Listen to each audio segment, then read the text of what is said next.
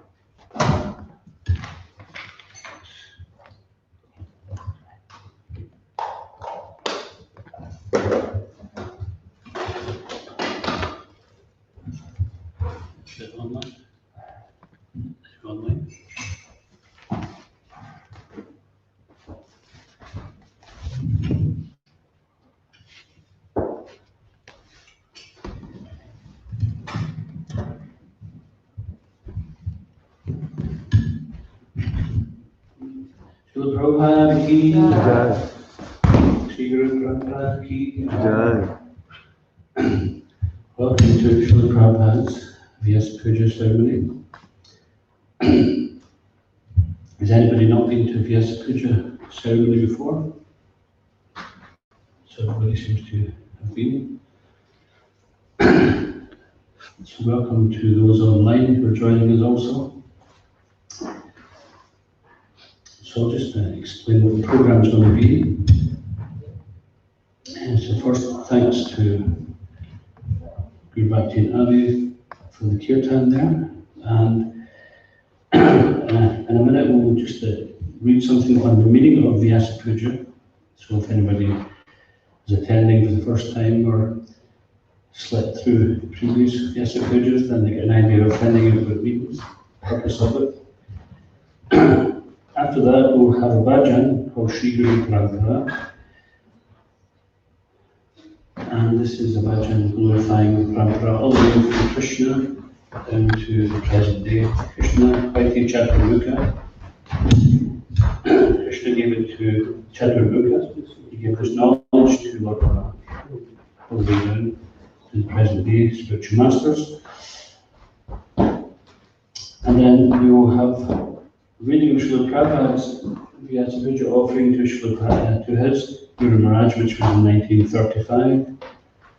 And also there's a BTG article which Srila Prabhupada wrote in 1944, which is very relevant to both the position of the spiritual master and the present day ISKCON movement throughout the world. And then we'll have another bhajan, Ohe Vaishnav Thakur. And then we'll read some Vyasa Puja offerings from some of the spiritual masters of the devotees here and our GBC. And we have another bhajan Gurudev, Tikapin Nudia. Some more Vyasa Puja offerings, readings, appreciations. So here at the temple, I think all the devotees have written an offering, and at that time they got an opportunity to come and address Srila Prabhupada and read it to them. And if anyone online has an offering which they've written and they want to read it, they can send their details to Raghunath. Or if you want to phone in an offering, we can do it over the phone and do it directly to Srila Prabhupada through your phone, through the microphone. Sometimes devotees like to just do something which is spontaneous. And Srila Prabhupada says that the disciple should be ready to glorify the spiritual master at a moment's notice. Because he's always feeling gratitude. It's not that he has to go and write an essay, he has to read a couple of books. We might have to do that at the beginning because we need to know how to do it properly. And we want to quote verses. It should be that we are living our life in such a way that it's a glorification of the spiritual master. And it's not a problem where we can just immediately start to say something in glorification of the spiritual master. And then there'll be a feast offered to Srila Prabhupada, during which time we'll sing the Guru Vastak, and then followed by Guru Puja and Arti, and then Prasad. So I hope, for those who are not here, I hope you're cooking something nice or cooked something nice for Srila Prabhupada. If you haven't, then he likes Radha Balava Kachoris.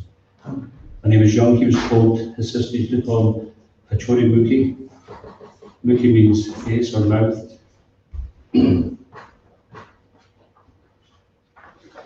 So if you're still thinking of what to cook for Prabhupada, then you can look up that recipe and offer to Prabhupada and you definitely get his attention today. Interesting, even when Prabhupada was really sick, he hadn't been eating for many weeks, maybe even a couple of months, and the devotees petitioned him, they were begging him to stay, and they felt that they're too young, you can't do this just yet. And he says, okay, well, if you want me to stay, you better feed me. So then, at that point, he sent the message to his sister Bhavatarini to cook kachoris and mustard oil, which is what's usually cooked, which is extremely heavy. Urad dal kachoris, but he digested them. Okay, so now we'll just read from this year's Vyasa Puja book on the meaning of Vyasa Puja. So if the devotees feel a bit tired because it's hot, then just stand up and even at home, if you feel a bit tired. Watching you, so stand up. We've got a drone outside your house checking through the windows. So every now and again I might just say, stand up or sit properly. You hear Prabhupada's japa tape, occasionally you hear him sit properly. So obviously somebody was slouching or whatever. You see, Prabhupada used to sit very straight and erect because that's a sign of being attentive. If we're sitting like that, then we may as well get like a footstool and maybe a soft drink with a big straw. So physically, sometimes we have to actually sit ourselves straight because then it helps us to be attentive if it's not too uncomfortable. The meaning of Vyasa Puja.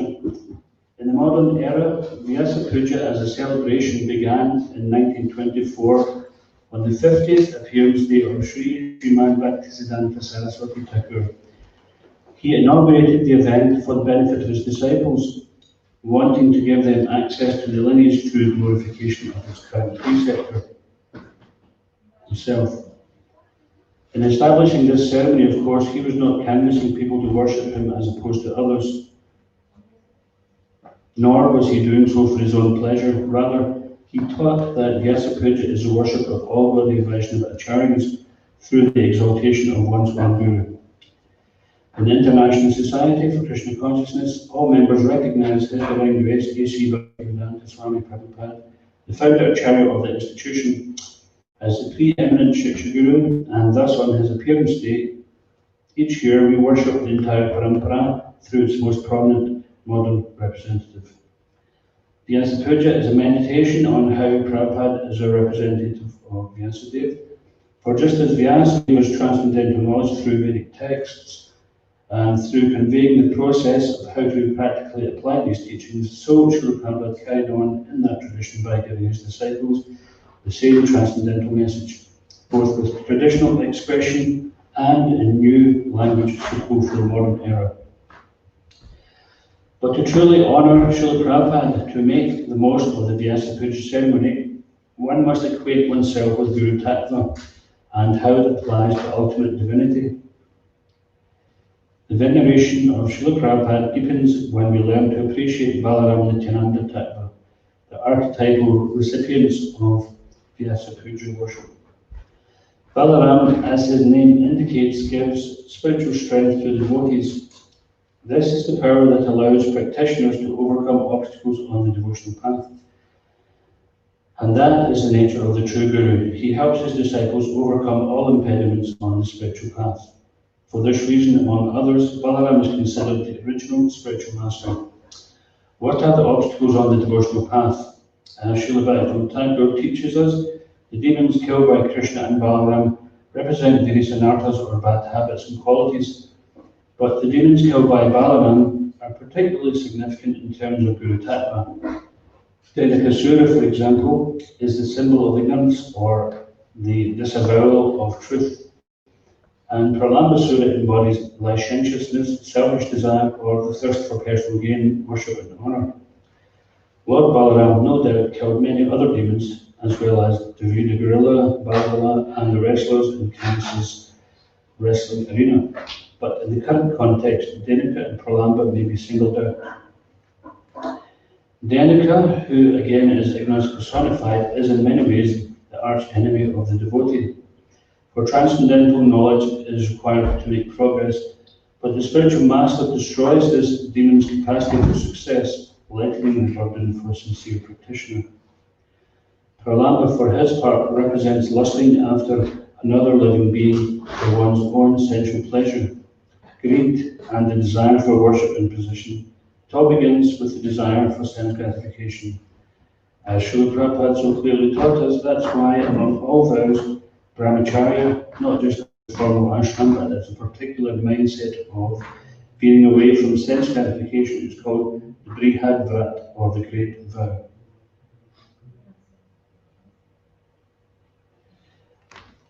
Why is it the Great Vow?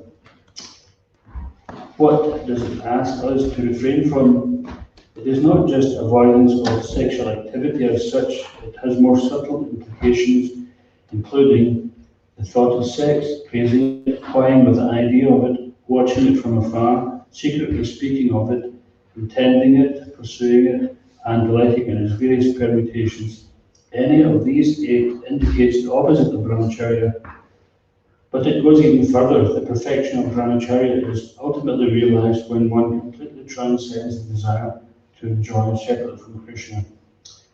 At that stage, far from being allured, one is completely repulsed by the degrading relation previously derived from falsely thinking oneself the center of the universe.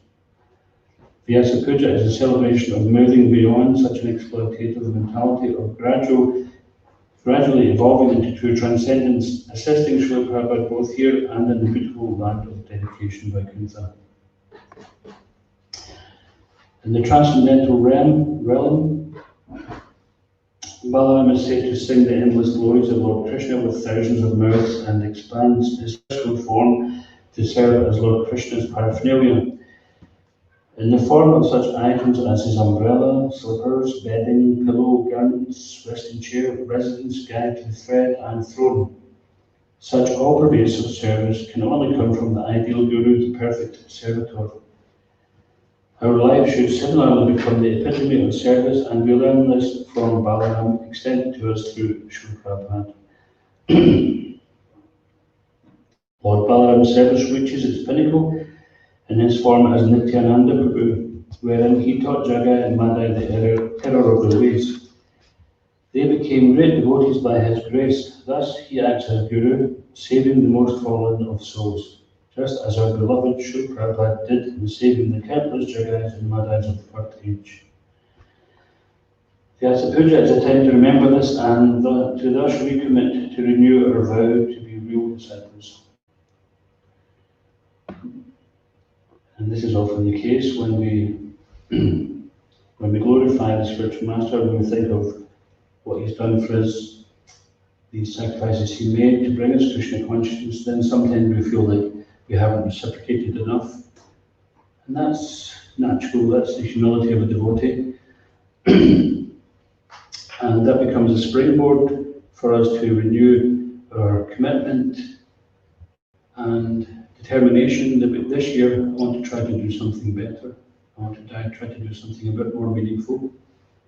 This year I'll try to tighten up my act, or this year I'll try to practice Krishna consciousness better, and be more attentive to the practice of it.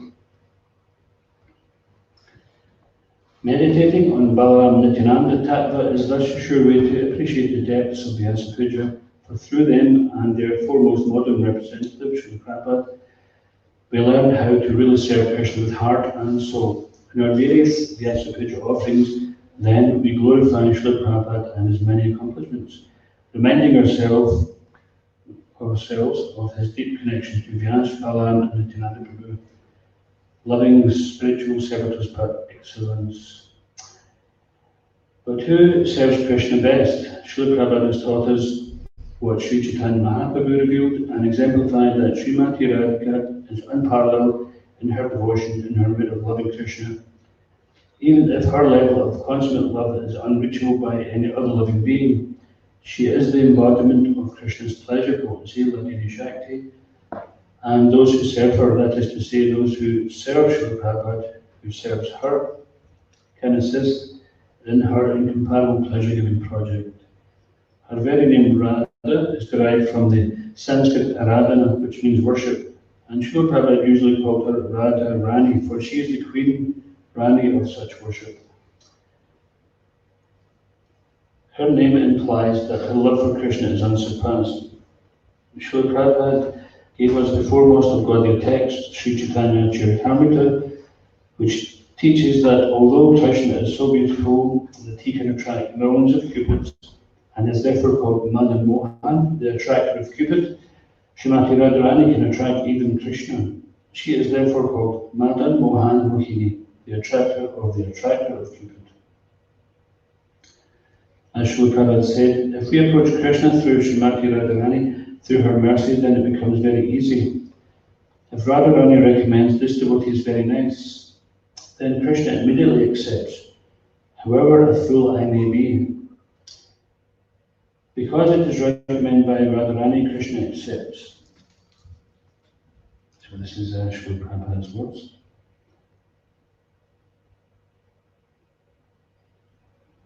This is the great secret of Guru Tattva and thus of Vyasa Puja. If we see Srila Prabhupada for who he really is, a manifestation of Radha herself, the one who pleases Krishna most, our celebration of Vyasa Puja will deepen in meaning.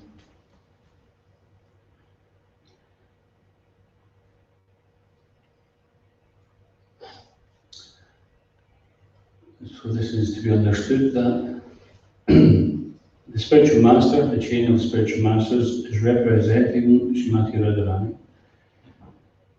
And just as Srimati Radharani, she sometimes attracts Krishna's attention to a devotee and says, oh look, this devotee is so sincere, please give him your mercy. Then the spiritual master is also doing that. He is acting on our behalf. Therefore, when we take our vows and we make some promise, then we're promising to him that we will allow ourselves to be molded in such a way as that he can say to Radharani and Krishna, please accept this devotee into your eternal pastimes. So taking initiation from the spiritual master is no light thing. It means that we are finished in this material world once and for all. So just imagine, sometimes if you ever feel like you're in danger, your life's in danger, then you chant very sincerely all of a sudden, isn't it? So just imagine you could understand that your eternal life was on the line. That by chanting sincerely, you'd be finished with this world, away from this danger of material world once and for all. And this is what Guru Prabhupada is giving us, and this is what Prabhupada brought to the Western world.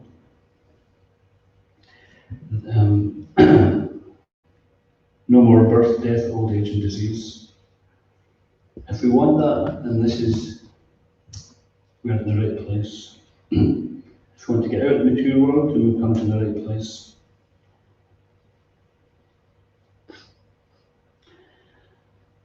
So so to achieve this, we have to be good disciples, faithful to the parampara, and this is where Vyasa Puja comes in, since Vyasa Puja means honouring the entire disciplic line, including the divinities at its helm, by honouring Srila Prabhupada.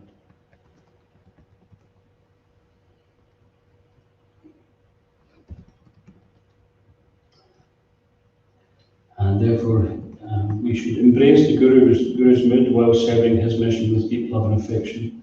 This is what Prabhupada wanted of us, and to take part in this is the ultimate Vyasa Puja offering.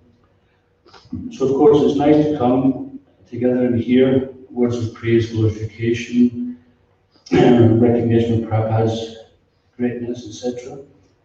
And sometimes we humble ourselves before the spiritual master and his greatness.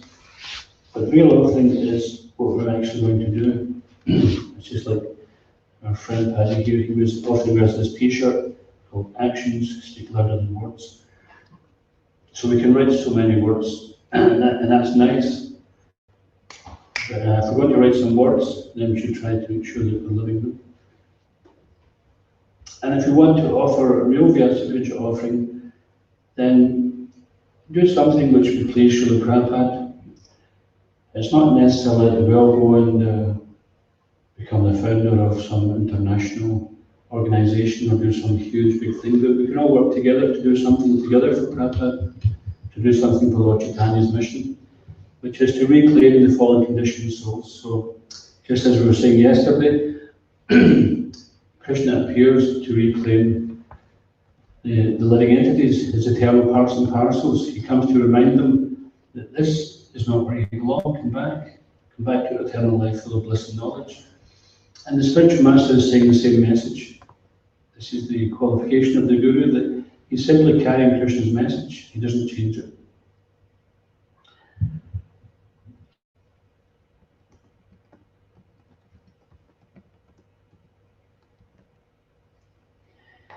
So formal initiation is not what Diksha is all about. Srila Prabhupada famously called it a formality. Real Diksha is characterized by a heartfelt surrender and a service mood that is uncompromising. One does not have to undergo initiation or execute the activities required before initiation. One simply has to vibrate the holy name with his lips. Thus, even a man in the lowest class can be delivered. So, of course, that doesn't mean to say that we don't take initiation. There's no value to it. This is making a promise that the spiritual master is offering to save us from the material world. So we're promising before him, the deities, the Vaishnavas, that I will offer myself over to you to be directed by your instructions.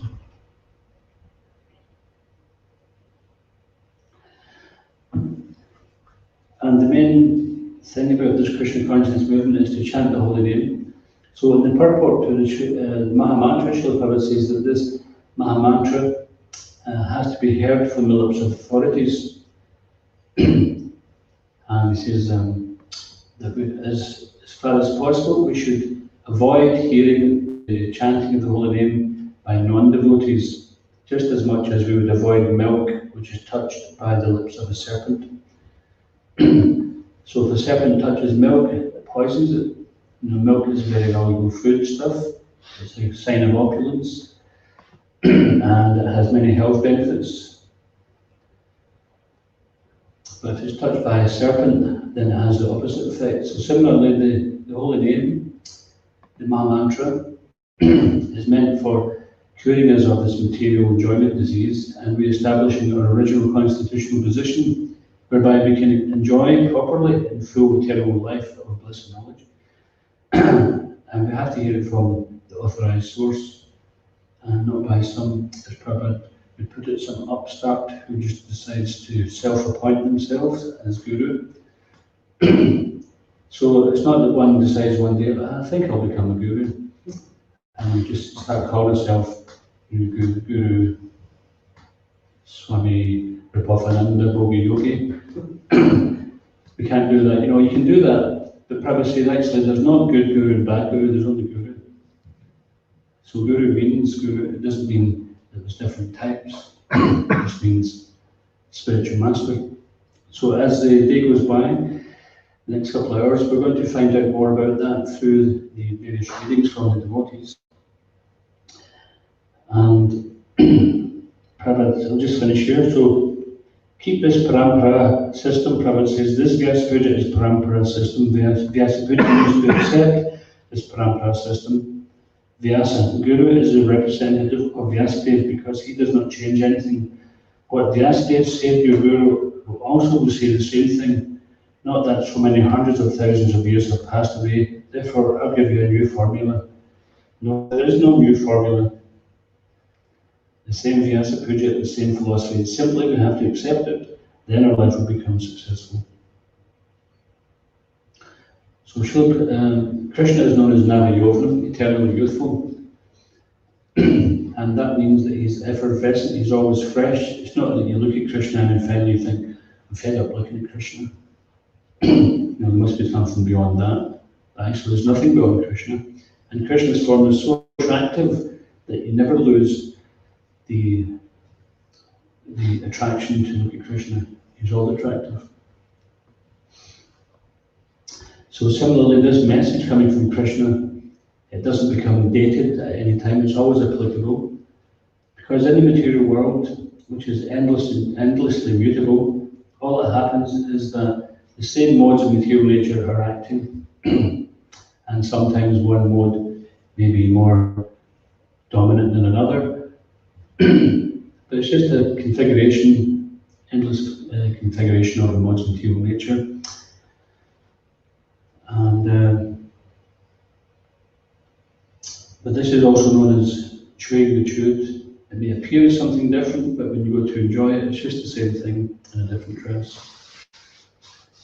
But this Krishna consciousness message, although it's the same message eternally, is ever fresh, because it's coming from the land of eternal bliss and knowledge, freedom from all anxiety. So this is what the Guru Parampara is offering us. They're opening the door for the spiritual world, and they're just saying, come on, come back. And this is the way. This is the way to come back. There's nothing vague about it, it's very clear what we should avoid and what we should accept. And in this way, we can live our life as a Vyasa Puja offering every day. So we'd now like to ask Jata Prabhu to sing this wonderful bhajan, glorifying the different personalities of the Guru Parampara, all the way from Krishna down to Srila Prabhupada ki, Srila Prabhupada Vyasa Puja Mahotsava ki, Jai Gaur Prem.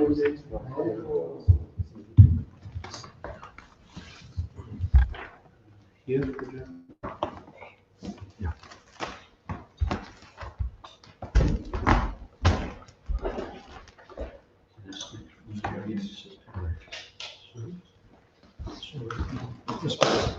Let's get a solo.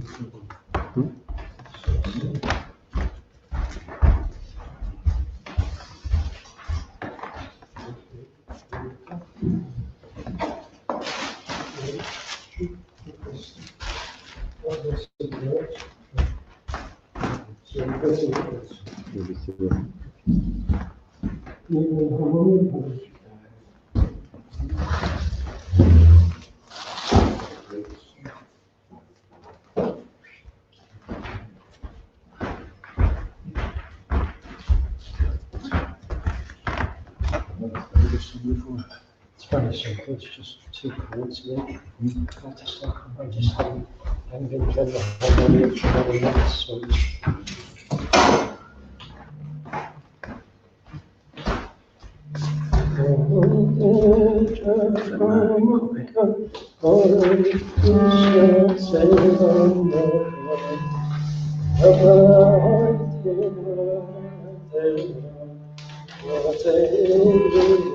Is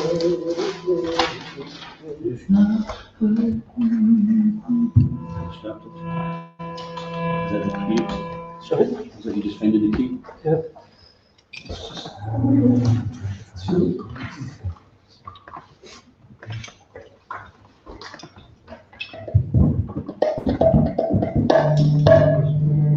Krishna Vaite Chatur Hare Krishna Segana Brahma Vaite Narade Krishna Vaite Chatur Hare Krishna Segana Brahma Vaite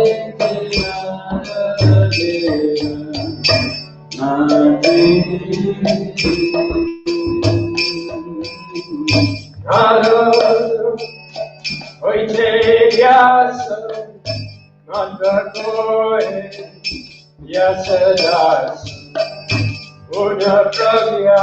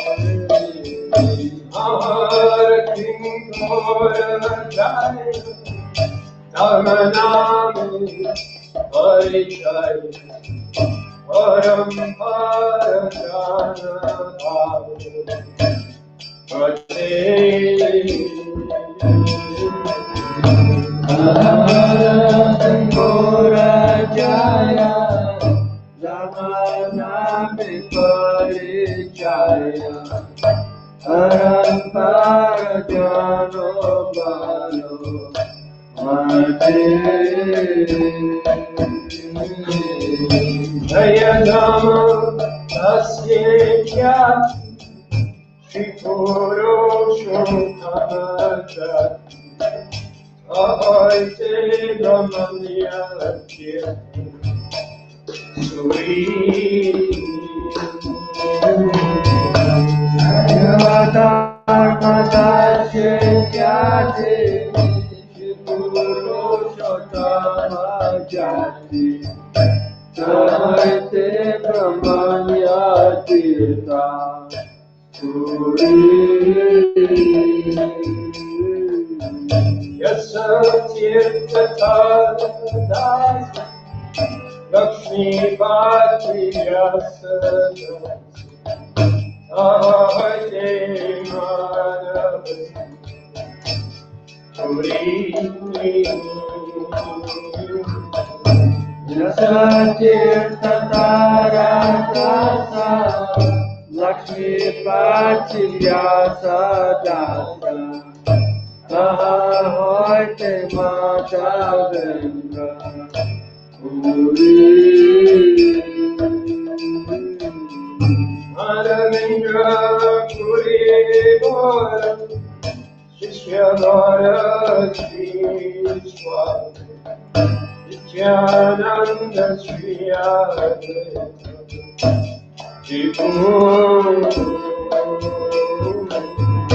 Madhavendra Puri Gara Shishabhana Shri Swami Nityananda Shri Advaita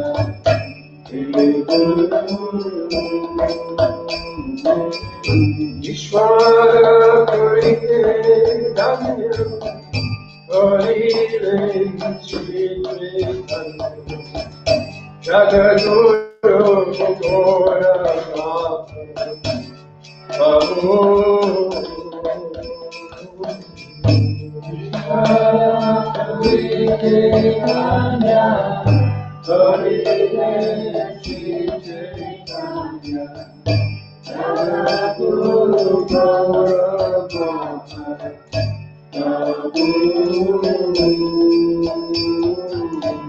Mahaprabhu Sri Chaitanya Radha Krishna Navina Rupa Nuga Chandena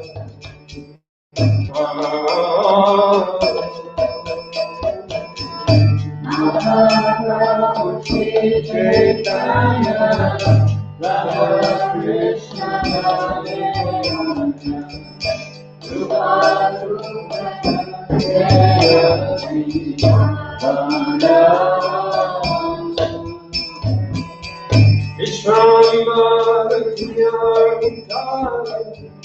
Shri Swarupa Damodar Shri Goswami Rupa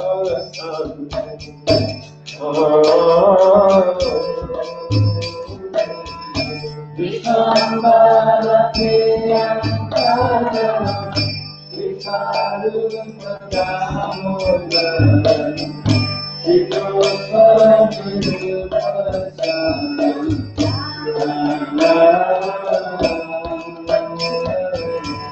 Rupa Priyamanajan Jiva Raghunatha Hara Priya Kavi Krishna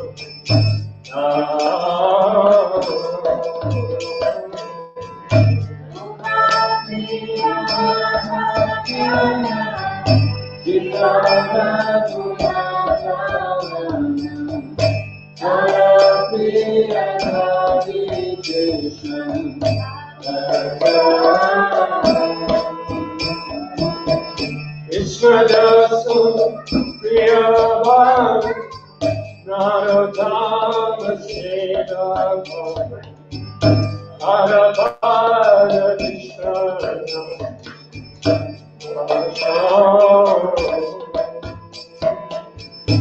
Ishnadasa Priyavan Narottama Sedavan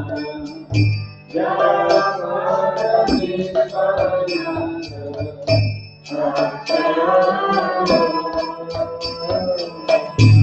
Vishwanatham Bhakta Satam Aladeva Jagannath Harapriya Shri Bhakti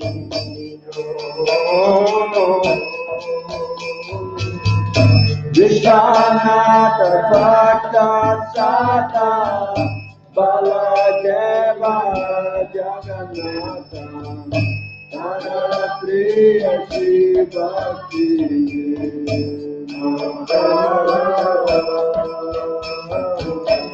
Aham Bhagavata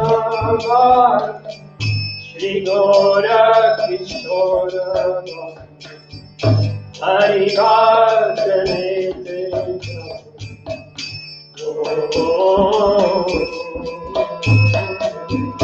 Mahabhagavata Para Shri Gora Kishora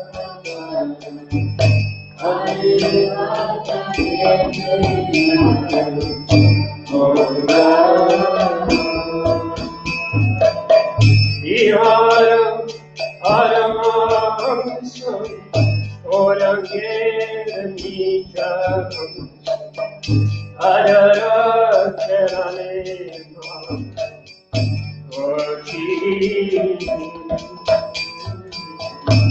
Ihara Paramahamsa Gorangera Nijapanta Adara Charanema Gati Amisena Purasina Namete Kriyanditi Shri Bhakti Siddhanta Saraswati Amise Purasina Namete Kriyanditi Shri Siddhanta Saraswati Shri Vasadanavi Gaur Sarasya Seva Aradharita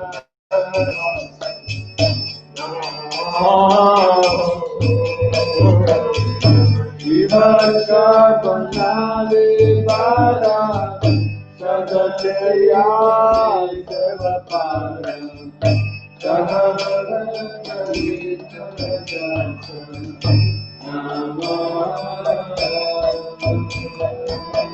Bharadradam Pracharago Shri Bhaktivedanta Swastika Janete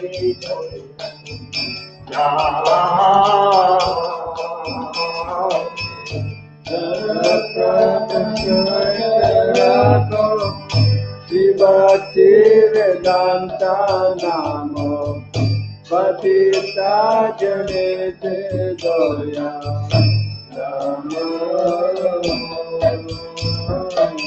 Jaya Vaishnava Thakur Jaya Vaishnava Thakur Jaya Vaishnava Thakur Jaya Vaishnava Thakur Jaya Vaishnava Thakur Vaishnava Thakur Jaya Vaishnava Thakur Jaya Vaishnava Thakur Jaya Vaishnava Thakur Jaya Vaishnava Thakur Jaya Vaishnava Thakur Vaishnava Thakur Jaya Prabhupada Jaya Prabhupada Jaya Prabhupada Jaya Prabhupada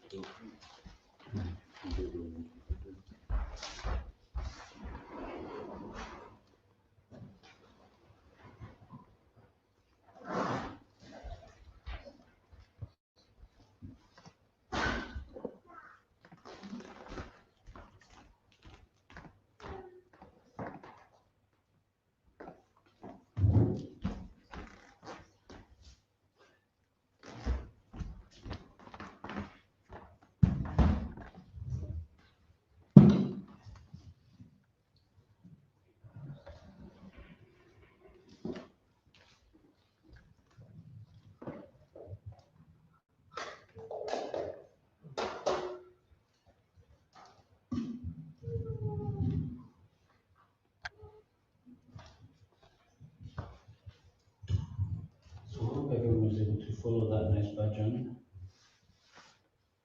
the glorification of the Sri Guru Parampara, the chain of spiritual masters.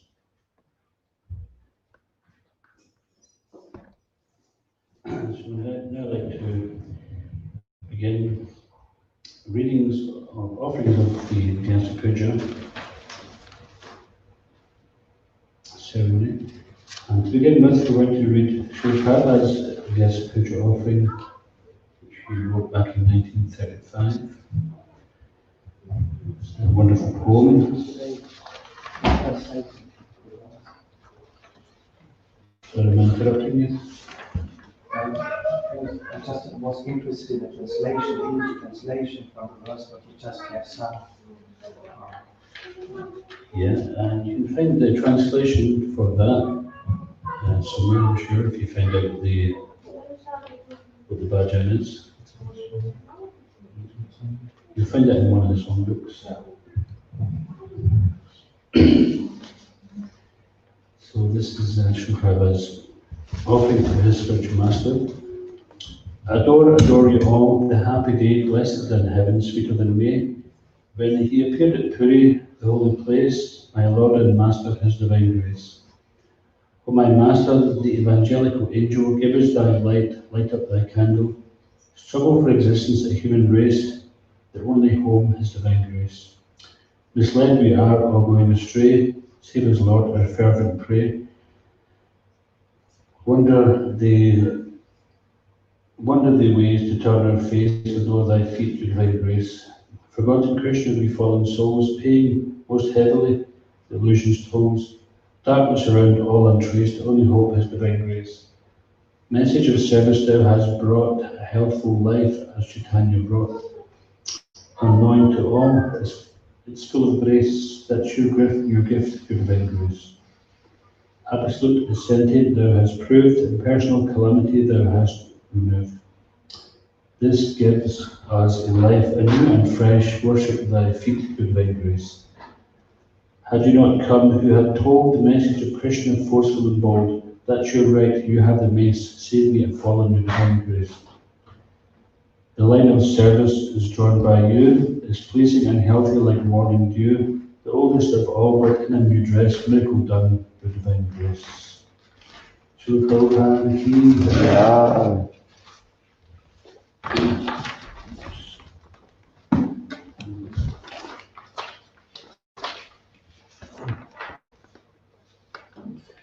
And then we have Srila Prabhupada's 1944 BTG articles.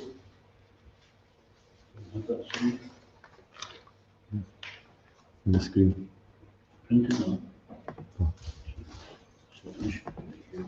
So maybe that's a picture. So there was an interesting article which Srila Prabhupada wrote in 1944. Let's print that out. Probably get some more flowers. Probably get some more flowers.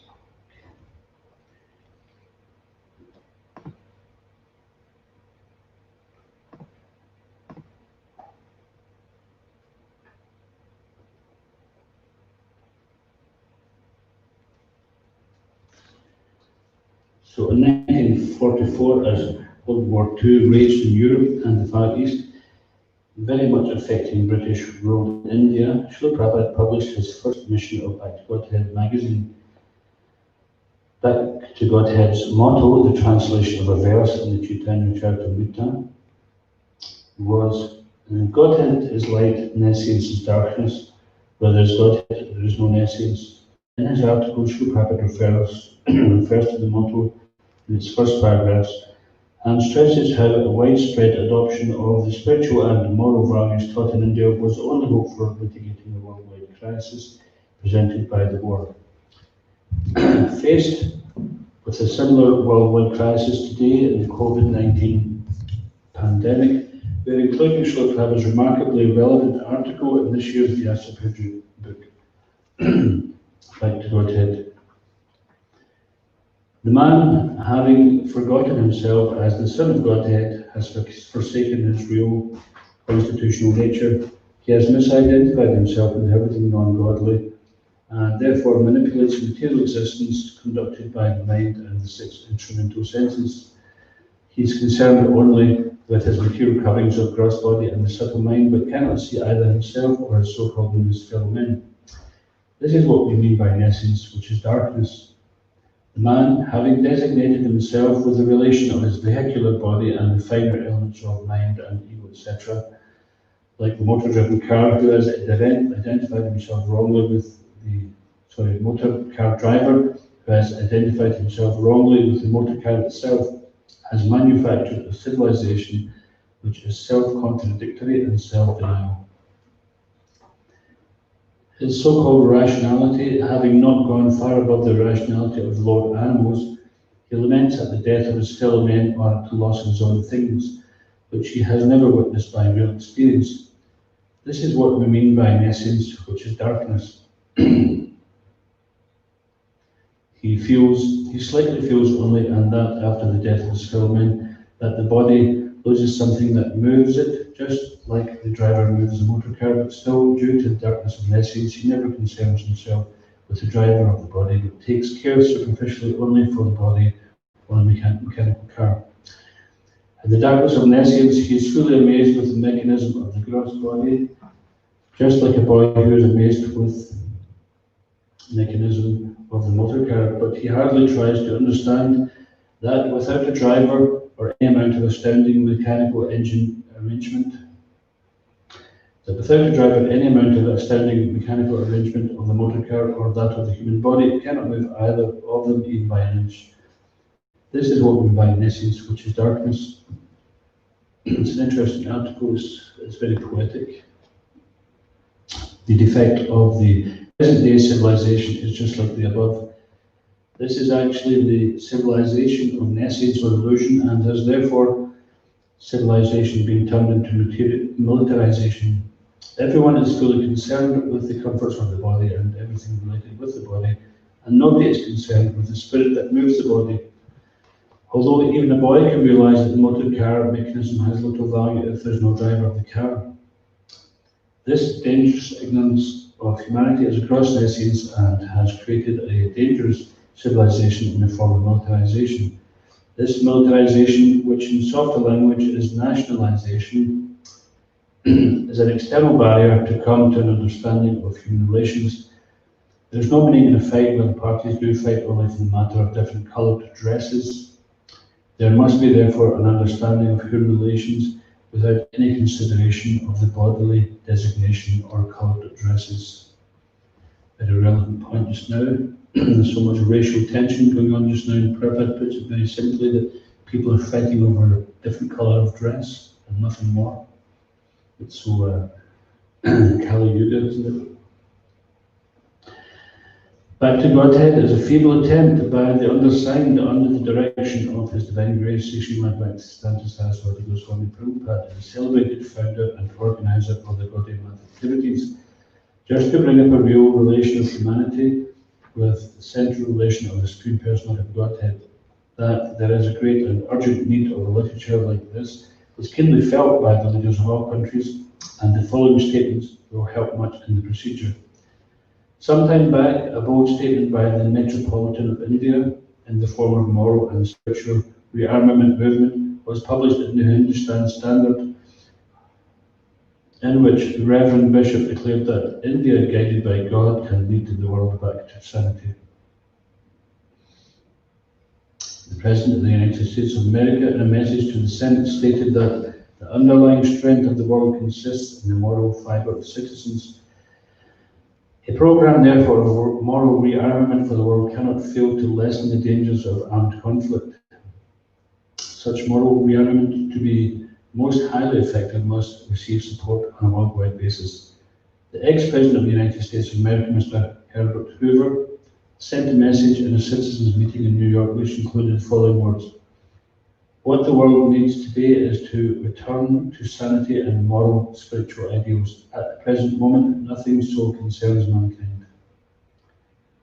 Some 236 members of the British House of Commons jointly affirmed that spiritual principles, which are common heritage of all people, are more fundamental than any political or economic issue.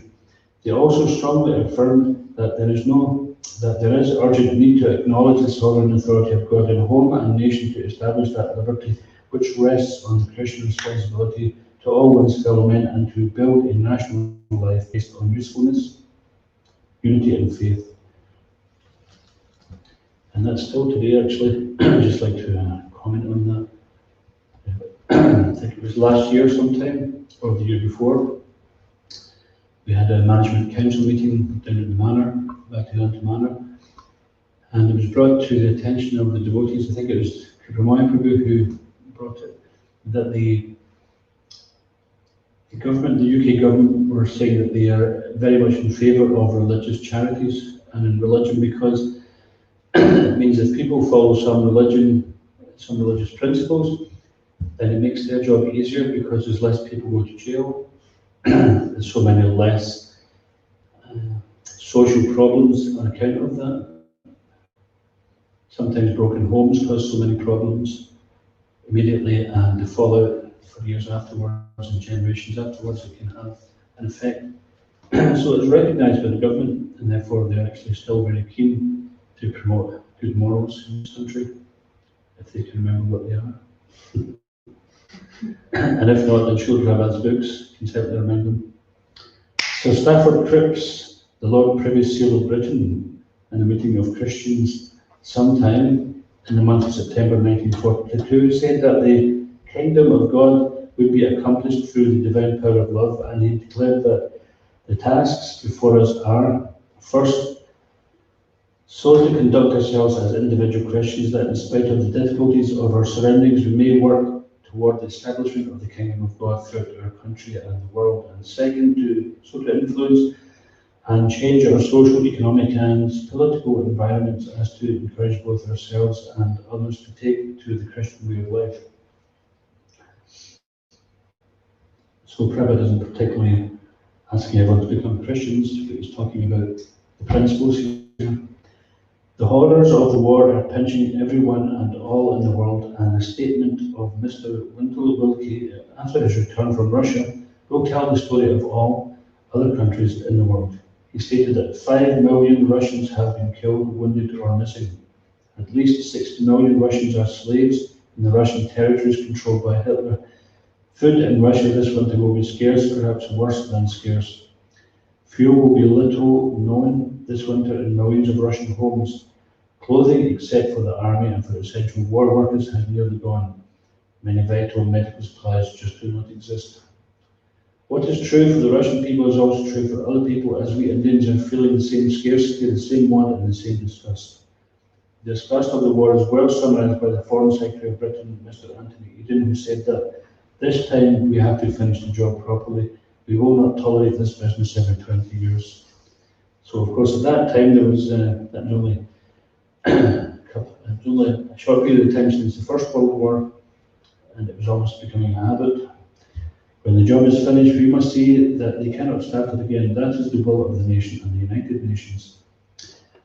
The Archbishop of Canterbury, in his recent broadcast in London, said, in every quarter of earth, men longed to be delivered from the curse of war and to find in a world which has regained its peace, respite from the harshness and bitterness of the world they have known till now. But so often they want the kingdom of heaven without its king, the kingdom of God without God, and they cannot have it. Our resolve must be back to God. We make plans for the future, for peace amongst the nations and for civil security at home. That is quite right enough, and it would be wrong to neglect it. But all our plans will come to shipwreck on the rock of human selfishness unless we turn to God, back to God. That is the chief need of England and every nation. Okay, so it does go on for some time. So we'll just go towards the end. The subject matters delineated in the pages of Back to Godhead may seem to be very dry in the beginning, as the messages are from a different sphere altogether, but still, we have to give attention to messages if we really mean to cure the disease of nescience and go back to Godhead. Sugar candy is never sweet to those who are suffering from the disease of the bile, which is jaundice, but still, sugar candy is medicine for bilious patients. The taste of sugar candy will gradually be revived if the violinist patient goes on taking sugar candy regularly for the cure of disease. We could recommend the same process to the reducer back to Godhead. Godhead is one without a second, and all living entities are his eternal subordinate transcendental servitors. Realization of this transcendental relation will be the attempt of this paper, and therefore there is no bar for anyone in the world, irrespective of colour, creed, and nationality, to go back to Godhead. By Charan Day, edited in Srila. Srila Prabhupada ki jai. So, I guess this was entered into this book on account of the COVID-19 pandemic. At that time, when Prabhupada wrote this, then the whole world was experiencing some difficulties. There was much fear. Traveling wasn't going on. Scarcity of food and medicine, etc., clothes. And so there's some parallels also with this. And what is being highlighted here is that if we return our attention back to God, then all these problems can be solved.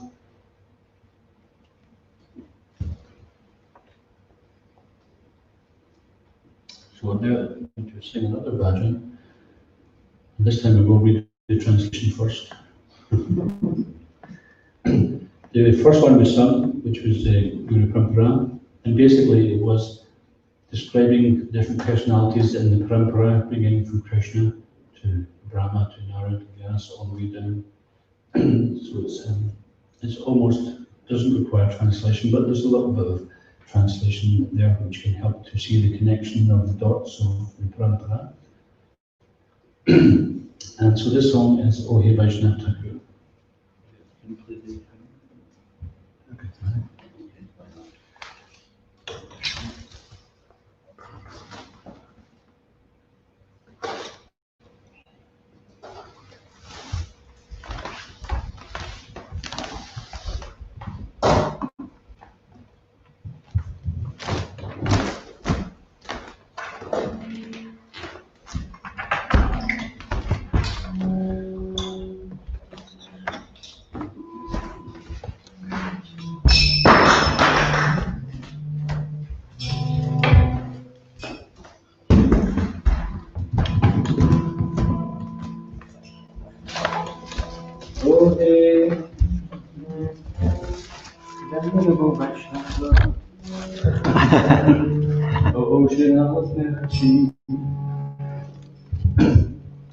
So this is translation, actually. We're not going to sing it. O Venerable Vaishnava, O show mercy, be merciful unto your servant. Give me the shade of your lotus feet and purify me. I hold on to your lotus feet. Teach me to control my 6 passions, rectify my 6 faults, bestow upon me the 6 qualities, and offer unto me the 6 kinds of holy association. I do not find the strength to carry on alone the Sankirtan of the holy name of Hari. Please bless me by giving me just 1 drop of faith with which to obtain the great treasure of the holy name of Krishna. Krishna is yours, you have the power to give him to me. I am simply your servant running behind you shouting, Krishna, Krishna. And the 6 passions are those pertaining to words, mind, anger, the tongue, stomach and the genitals. 6 faults are overeating, attachment to material things, inability to follow regulated principles, sense gratification, useless idle talk, and impure habits. The 6 positive qualities are enthusiasm in practicing devotional service, firm faith in devotional processes, a strong desire to attain prema bhakti, a favourable service attitude, avoidance of non-devotees, and appreciation of the company of devotees. The 6 methods of association are to go to an assembly of devotees, to invite devotees into one's home, to discuss and hear devotional topics, to take the Mahaprasad of devotees, and to offer Mahaprasad to devotees.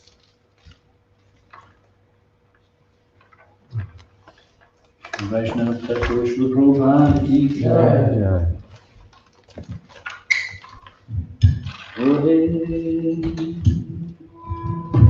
Vaishnava Thakur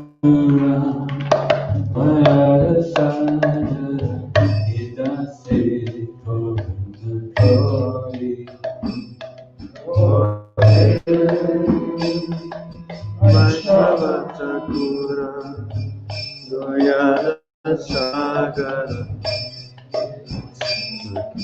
Kori Ure Vaishnavatura Doyara Sagara Veda Varuna Kori Ure Vaishnavatura Doyara Sagara Veda Varuna Kori Chaya, Jodoya Maya,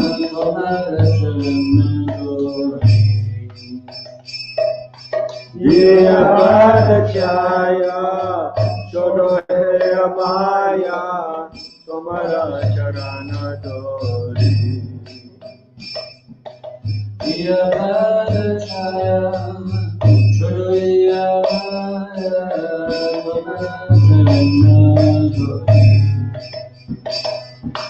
Diya Pada Chaya, Shonohe Amaya, Tomara Charana Dori. Jaya Vega Domi, Jaya Dosha Shodi, Jaya Jaya Vega Domi, Jaya Dosha Shodi, Jaya Guna Deho Dase. Jaya Vega Domi, Jaya Dosha Shodi, Jaya Guna Deho Dase. Jaya Vega Domi, Jaya Dosha Shodi, Jaya Guna Deho Dase. Jaya Satsanga, Joya Mare, Bosechi Sangira. Jaya Satsanga, Deho He Amare, Bosechi Sangira Ashe. Jaya Satsanga, Deho He Amare, Bosechi Sangira. Jaya Satsanga, Deho He Amare, Bosechi Sangira Ashe. Ekakiyama, Naripaya Ramana, Harinama Sankirtane. Ekakiyamara, Naripaya Bala, Harinama Sankirtane. Ekakiyamara, Naripaya Bala,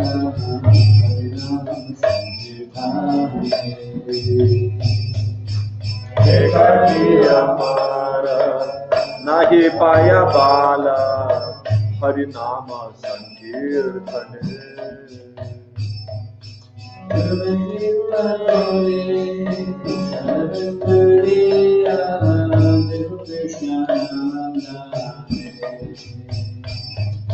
Swami Kripa Kori, Sharavindudiya, Devo Krishna Namodane.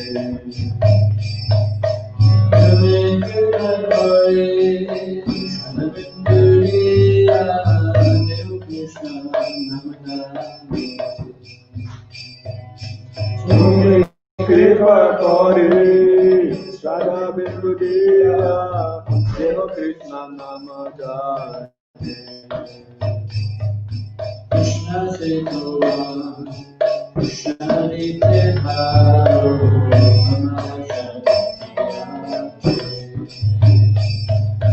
Krishna Setomara, Krishna Niteharo, Tomara Shakti Ache. Krishna Setova, Krishna Niteharo, Tomara Krishna se tomara, Krishna ji te paro, tomara shakti ache.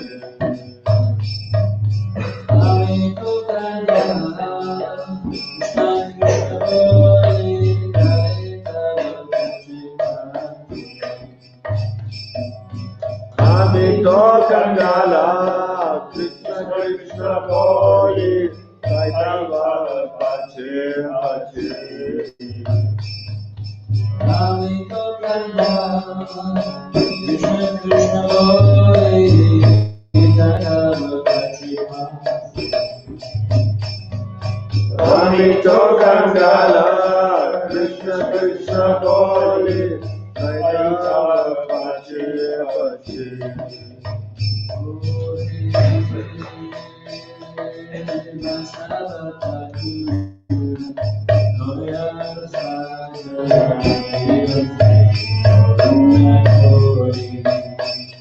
Oh hey, Vaishnava Thakura, Jaya Sagara, Jai Karuna Koli. Oh hey, Vaishnava Thakura, Jaya Sagara,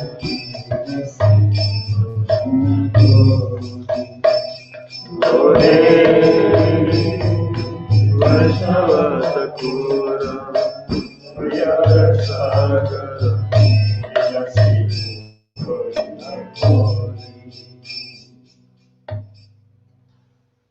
Shri Vaishnava Thakur Srila Prabhupada ki jai.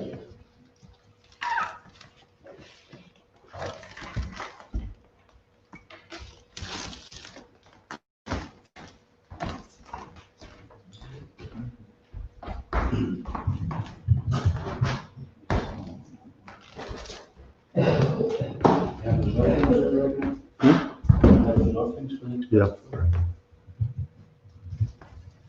So next we're going to read some offerings. First of all, we can read our GBC's offering, and then we're going to ask some devotees to read their spiritual master's offering.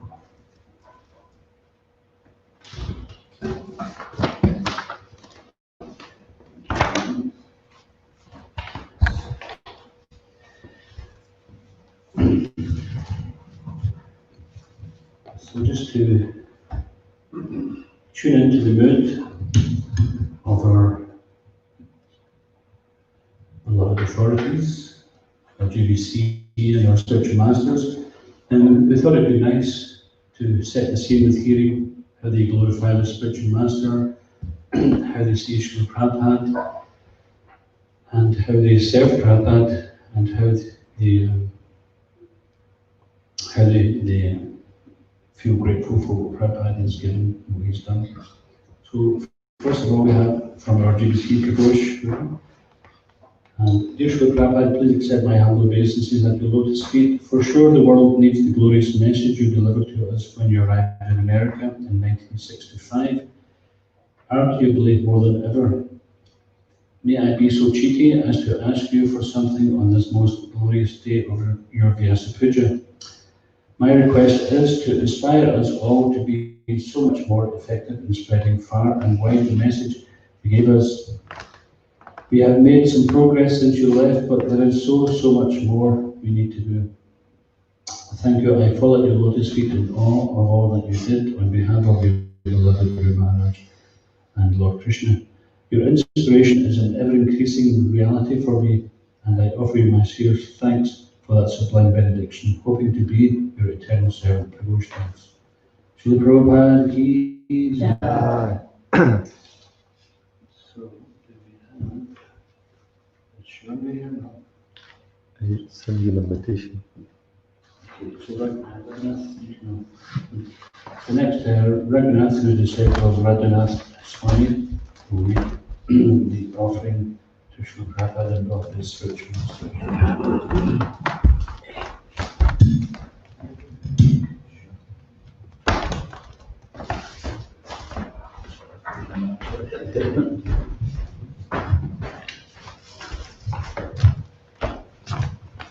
So this is Vyasa Puja offering. This is the offering by Radhanath Swami Prabhupada. Namam Vishnu Padaya Krishna Krishnaya Bhutale Srimati Bhaktivedanta Swami Prabhupada.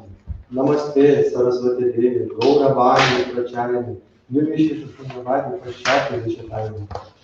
Dear Srila Prabhupada, please accept my life as your humble servant. In your compassion to all the world, you have opened the doors to the inborn and undying nature of the soul. You revealed that the living force within us is forever a living servant of the Supreme, all beautiful, all merciful, and all loving personality of Godhead. Just prior to Kali Yuga, Krishna descended to attract our hearts into the pastimes of Vrindavan. Out of his infinite kindness, he came again as Sri Chaitanya Mahaprabhu to taste and distribute ecstatic spiritual love through the Sankirtan movement. In doing so, he showed us the simplest way to reach the most intimate level of liberation. But the darkness of Kali hid his blessing from the world. Then Srila Prabhupada, you came to let the light of Mahaprabhu's mercy shine throughout the world and dispel the darkness of material suffering. While people are obsessed with finding solutions to their endless problems, you spoke the simple truth that the real problems are birth, old age, disease, and death. Repeatedly, you warned us of the nature of the material world. Your suffering and death are inevitable. With the coming of the coronavirus, the world is now on its knees in fear, confusion, and despair.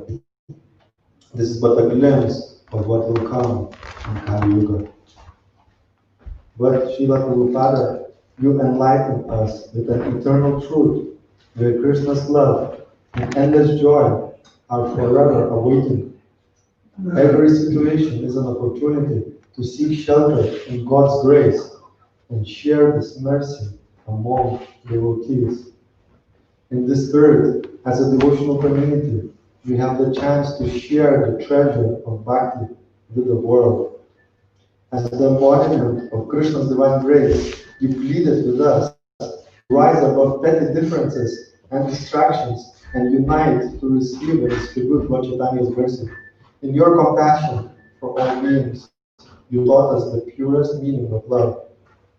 You entrusted us with the holy names, a medicine that can immunize all of us from the pandemic of ignorance and all its subsequent sufferings.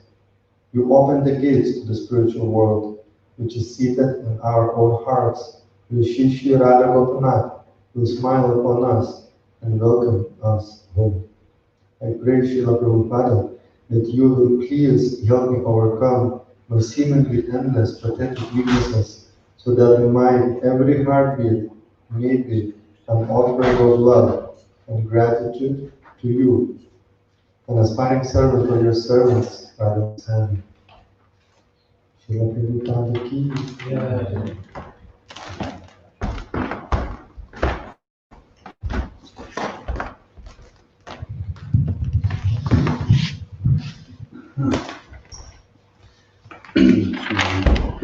Next offering is by His Grace Mahaprabhu. Now I'll ask Felix to open the gate. Mahaprabhu is one of our well-wishers, and he's helped us so much in the Scottish Yatra. And so we felt it was appropriate that we hear his offering and try to imbibe some of his mood. Wasn't that really supposed to What's that? be? Was it actually supposed to be? Was it? Yes, I thought. Oh, okay. Okay.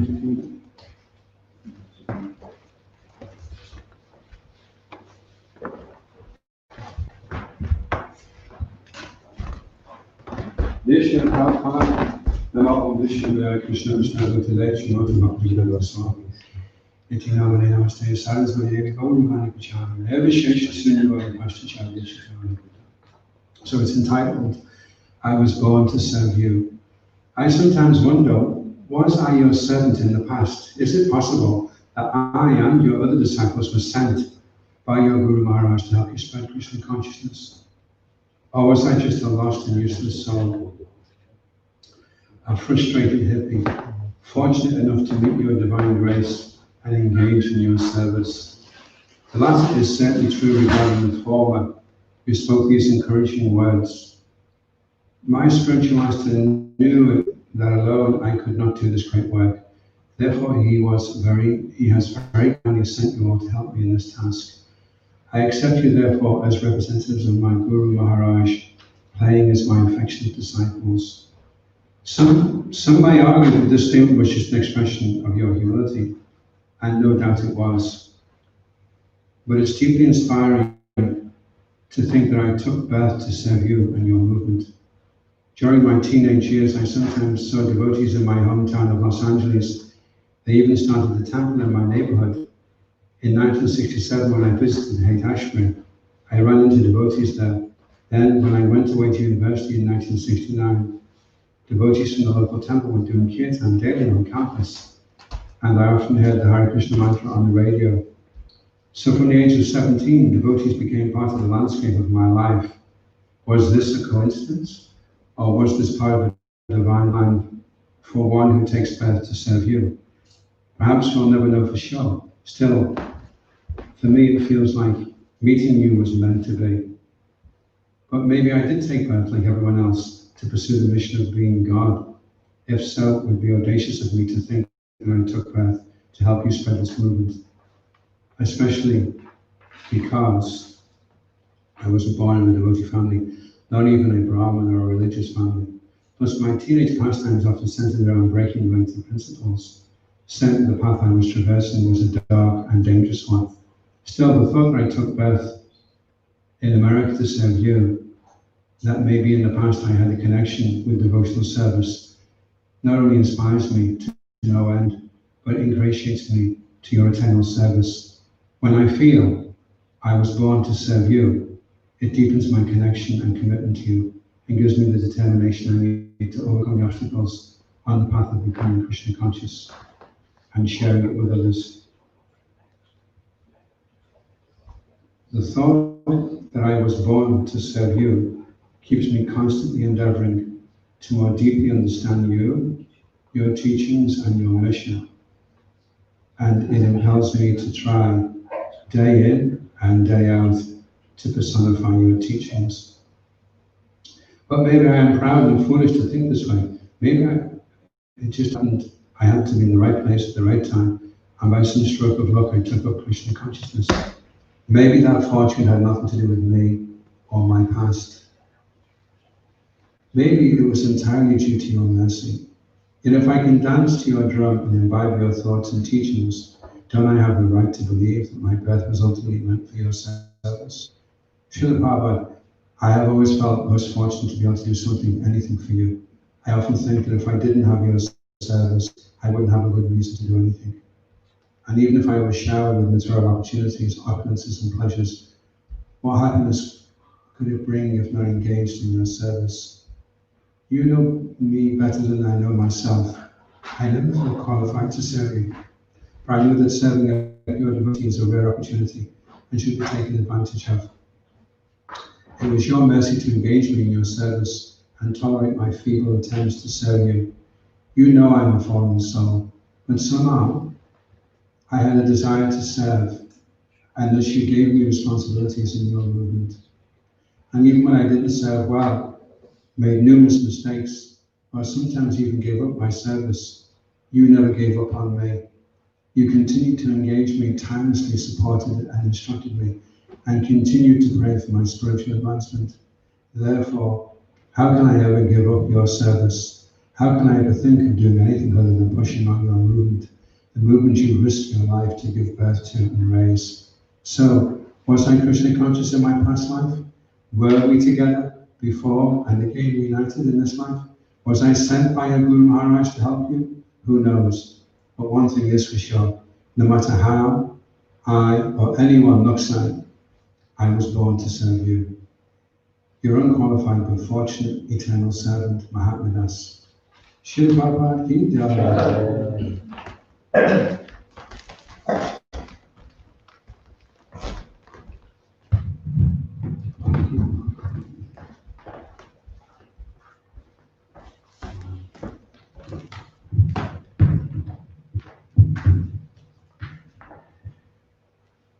Now I'd like to ask Srila Prabhupada to come and read the spiritual master's offering And on the good side. Is your right foot good as well? No, she said I could read it. She said I could read it. Okay, is she coming up later? She's going to come up a bit later, yeah. She comes later, she can read it.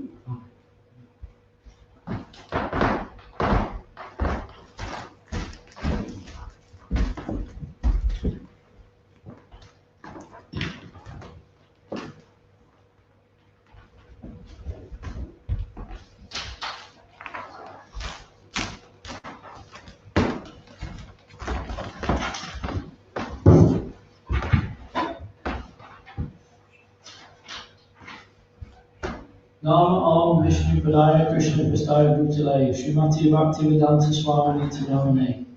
Namaste Saraswati Devi Gaurvani Pacharani Name Shakespeare Sundarvadi Pastas Asitarani. Dear Srila Prabhupada, please accept my humble obeisances, all glories to you. Srila Prabhupada, I am in your room in New Mayapur, France, one of your favorite places to stay.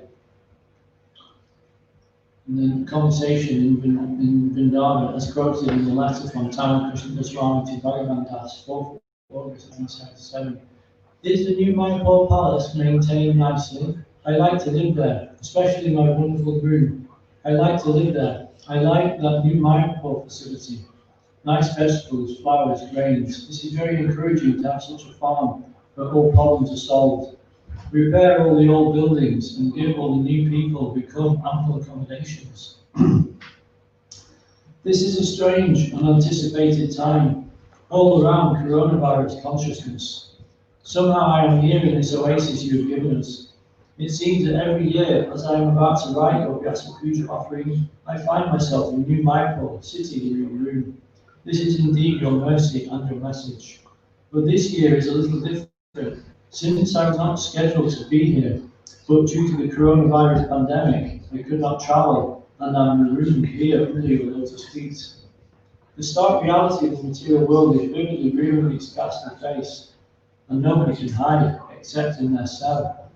Only you are giving the medicine to cure the disease of material life. More than 2 billion people all over the world are in lockdown. Unfortunately, although they do not realize that all the conditioned souls are always in lockdown, the confining of prisoners to their cells, such a true definition.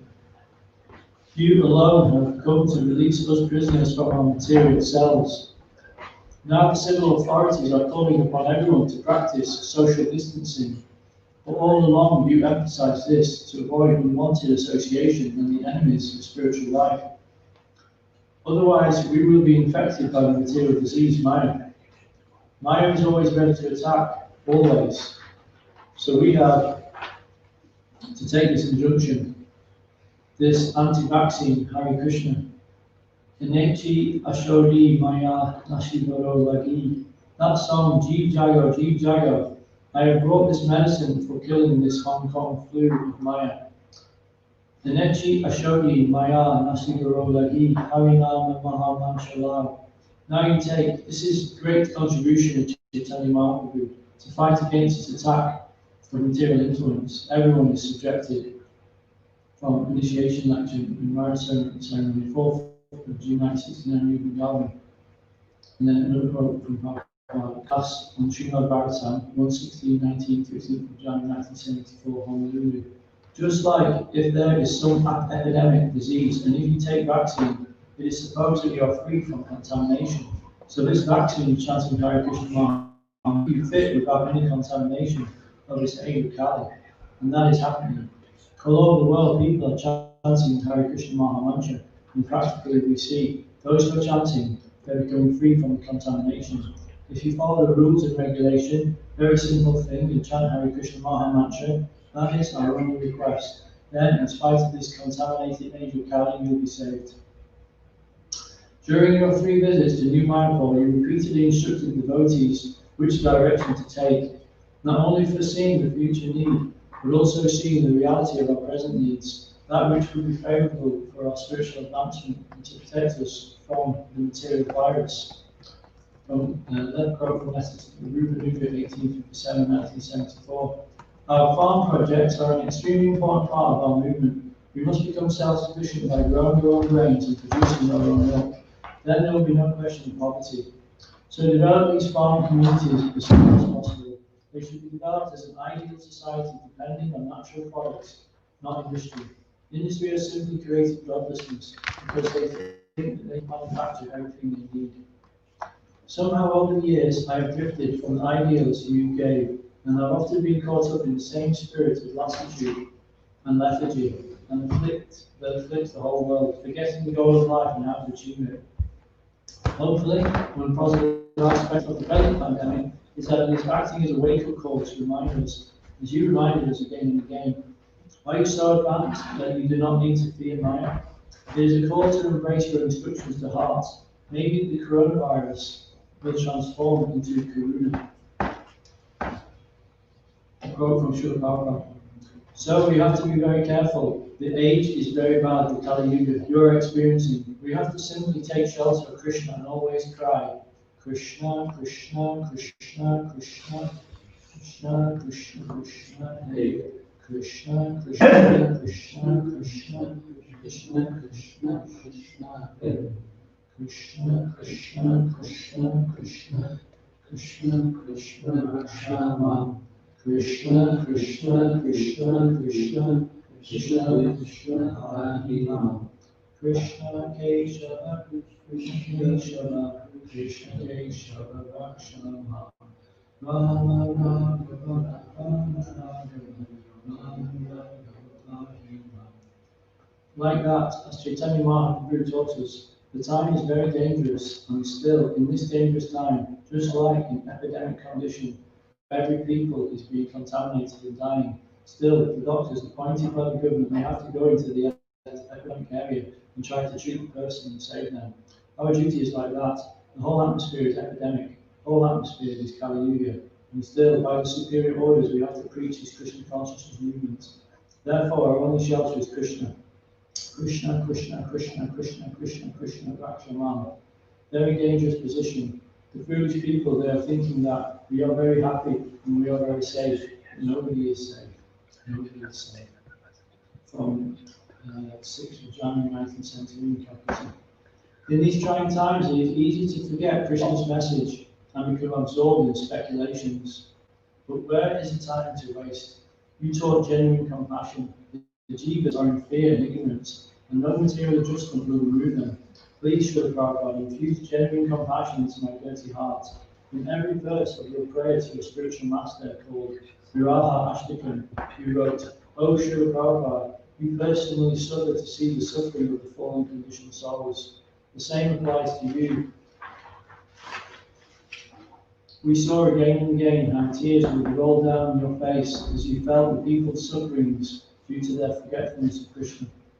What could be more relevant to our present situation than the deep spirit of your prayer, the heartbreaking compassion for the ignorant and suffering jivas, struggling aimlessly in the world of Maya? And I am thinking of my own problems. As Srila Bhaktivedanta Swami writes in his song, Habe Habe Bolo, when will compassion for all fallen souls awaken within this Bhakti node? And when will he thus forget his own happiness in the unique heart set out to propagate by humbly entreaty the sacred order of Sri Chaitanya Mahaprabhu? When will that day come? When will I surrender to your lotus feet and drown in that ocean of compassion which you are showering on us? Back in the oasis of New Mayapur, I ponder whether perhaps the solution is right here in the safe haven of your instructions. Quote from that to Bhagavad-gita. Are you liquidating your debts for the farm? You borrowed money on the farm. Are you repaying the loan? It is very good that the farm will be providing foodstuffs for both the farm and the temple in Paris. That is wanted. The farm program should be grow your own food, produce your own milk, cloth, and everything from Chant Hare Krishna. It is good that you are repairing the buildings. They are dilapidated, but they can be repaired very nicely. I can never liquidate the debt to you. I will never be repaying you for the mercy you have shown me. Will I ever take your instructions of farming seriously? Simple living, high thinking. Your desire for self-sufficiency, how to repair my crooked, dilapidated heart in this old age. When will I take your karuna seriously? I, like most of the world, am now in lockdown and cannot travel. But what a place to be in lockdown. Don't be mindful how fortunate you have kindly given everyone this opportunity to be in lockdown. In a house the whole world can live in. May we stay locked in your house forever. Your lotus feet are our only shelter. Your servant, Jananaya Swami.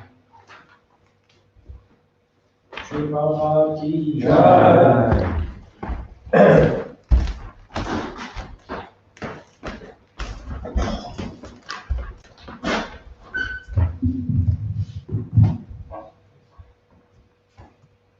I'd now like to invite Mother Govardhan, who is one of Srila Prabhupada's disciples, to read her offering. Hare Krishna. Are you ready? Haribol, yeah. Thank you very much for inviting me. Again, I get the mercy, I get the blessings.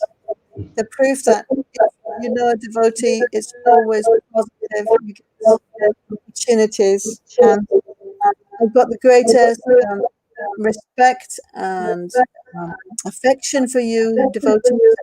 And I'm so glad I didn't miss the Parampara song, because that is a unique thing that you do. And I actually went on the wrong link. I went on yesterday's link this afternoon for an hour.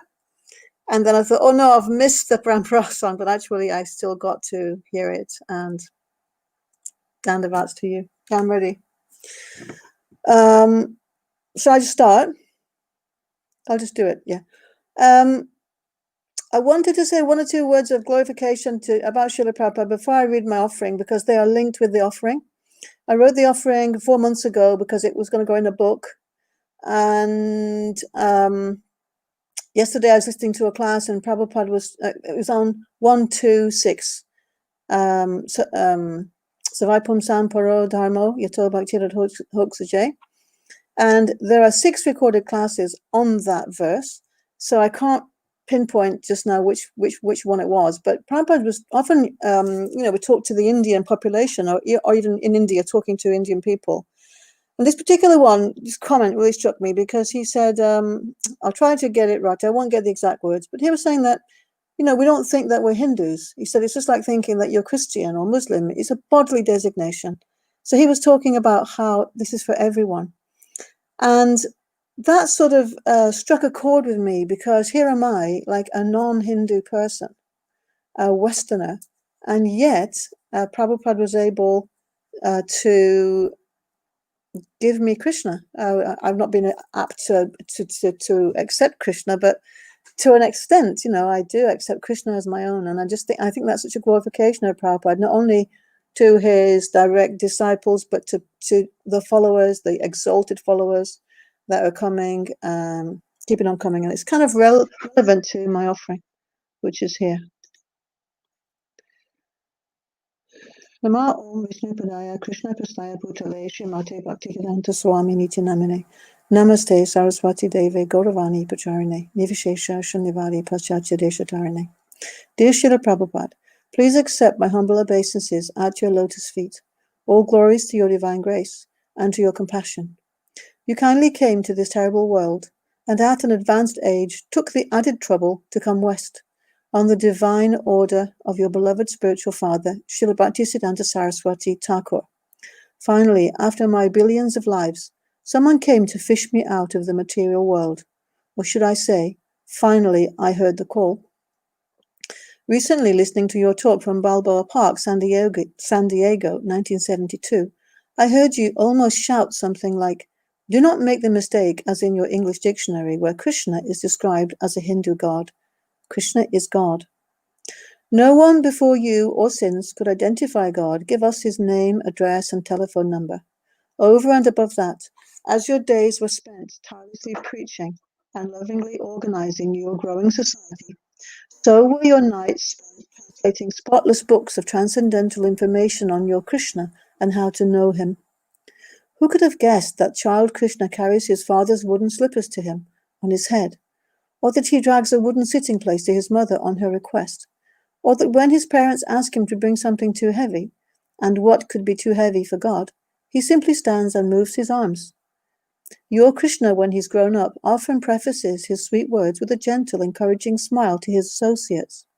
When a challenger insults him, he's not offended, But he does riposte by saying that great fighters generally don't waste time talking. When there's a so-called dilemma for him, he asks his advisor Sri Uddhava for help, as if there could be anything unknown or difficult for him. All these, you explain, are to increase loving exchanges. Krishna's devotees are in a fix, trying to stop their views, so as not to cause inauspiciousness on his departure from Hastinapur. Going up to the roofs of the palaces, they shower flowers on him, and as they share their wonder at the fortune of Krishna's wives, their words are more pleasing than the Vedic hymns, because they cut to the chase, meaning that to attain that state of love for the Lord, for his devotees, and for the relationships they share, is the very point of the voluminous Vedas. As Krishna enters his own town, all run to him, asking how they could exist without his presence. The ladies get onto the rooftop terraces and gaze down at their worshipful object of love, and that is the greatest festival. How eloquently you have translated the phrase, Panapatram Mukham Drisham. His face is the drinking vessel for eyes which hanker after all that is beautiful. With that phrase you have captured my soul. And by the way, I ask, where is the need to go elsewhere? Everything is in your books. Could it be that it's not too late for me to join your transcendental party? Your own Gokulananda told me there was still time. I remember his installation when you led all the assembled devotees round and round his altar. That was the day when the boundary between the material and spiritual worlds vanished, by your kindness, potency, and by the sheer strength of your determination to give your all, to get your spiritual master's order fulfilled and the prediction of Lord Chaitanya. So much could be said about your glories, Srila Prabhupada. Your personality glitters from a million facets. Like the time you were asked to launch a book in Jagannath Puri, and instead you gave a telling off to the town authorities, for their not knowing the meaning of the name Jagannath, i.e. that he is Lord of the whole universe. Thus you made the point that your Western disciples should be allowed into the temple. Ever the champion of your children, you yourself did not go for darshan. And to crown all that, you offhandedly picked up the book, said, this book is launched, and put it down again. In connection with your being the embodiment of mercy and right judgment, these few lines came to me. Spotless servant of Saraswati Goswami, enormous the impact you've had on the world. That will be felt, but even now, no one dares say a word against you. A shy girl who became an old woman is watching DVD 8 of Following You. Sees you patiently sitting, the pundits intoning and posturing, your cupped hands and eyes cast down.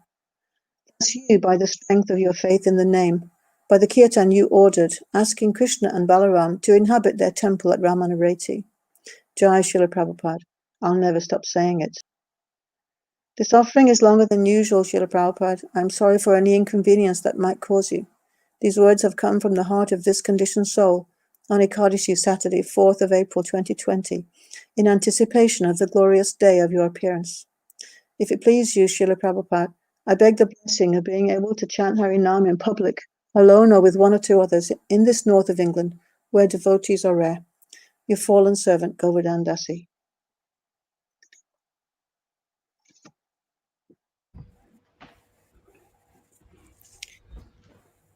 Srila Prabhupada ki Jai.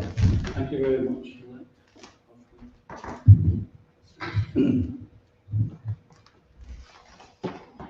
Before we continue with more readings, more offerings, different type of offering, we're going to offer Prabhupada his feast for this evening.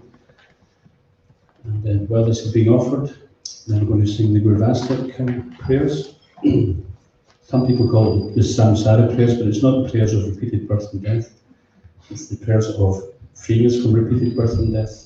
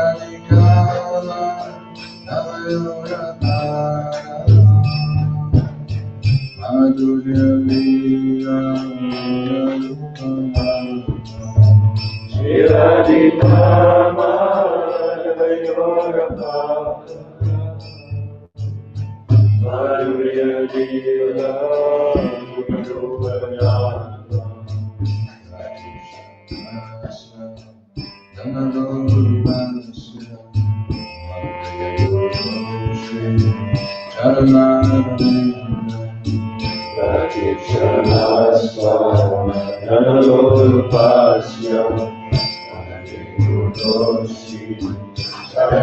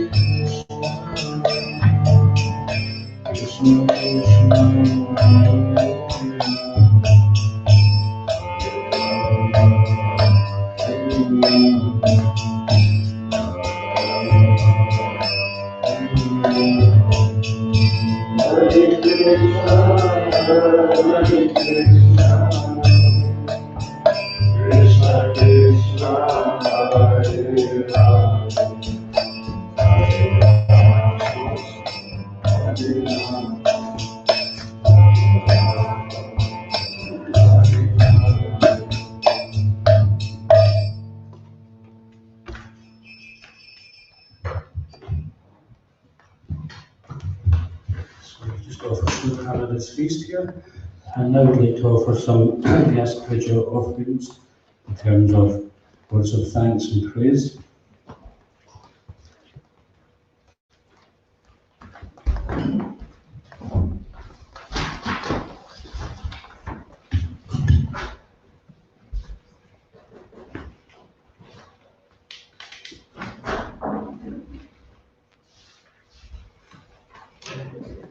Normally we do this in alphabetical order,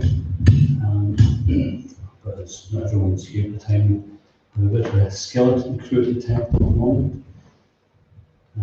Some of them don't.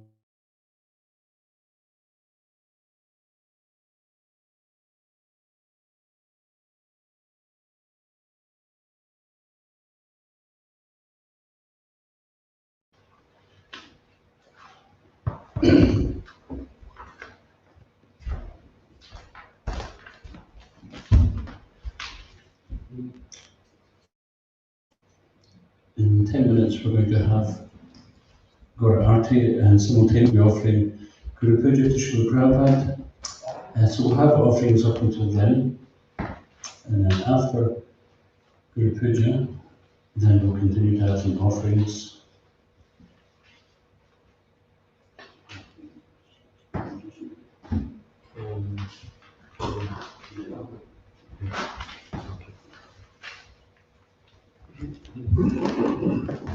Dear Srila Prabhupada, Om Jnana Atmyodasya Jananjana Shavakaya Chakshu Urmitam Yena Tasma Shri Gurave Namaha Namah Vishnu Padaya Krishna Krishtaya Bhutale Srimati Bhaktivedanta Swami Prabhupada Namaste Saraswati Devi Gauravani Prachari Nirvishesha Shunyavadi Paschatya Deshataya.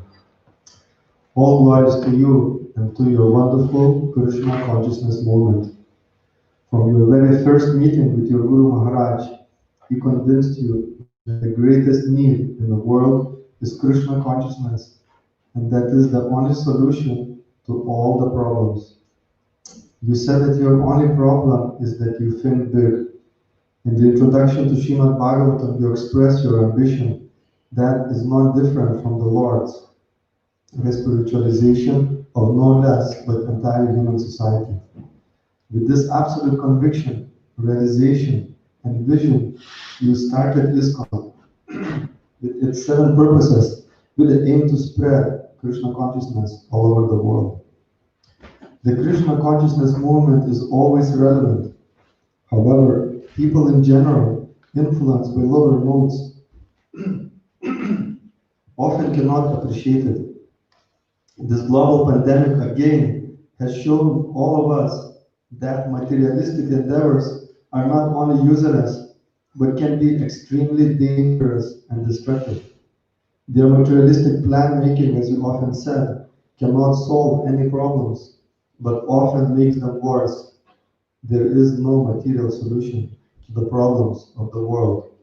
Therefore, this is an opportunity for Krishna consciousness movement to show how spiritual solutions that you have offered are not only relevant, very practical, but also fundamentally crucial. After this pandemic, there will be a number of sincere souls who will be more open and looking for solutions. By your causeless mercy, Krishna consciousness movement has so many wonderful gifts to offer. Here in Scotland alone, Karuna Baba has so much to offer for a soul trying to find ultimate happiness. The holy name, Kirtan, beautiful deities, prasadam, an organic eco-farm, a center in Glasgow, and many inspiring services to Krishna. These together amalgamate in very attractive Krishna conscious lifestyle for anyone to embrace. Kindly let us make this Karuna Bhavan a very good place for all these people to visit, learn, and adopt this lifestyle. One of very important instructions of yours that has been very much resonating with me recently is the importance of boiling the milk.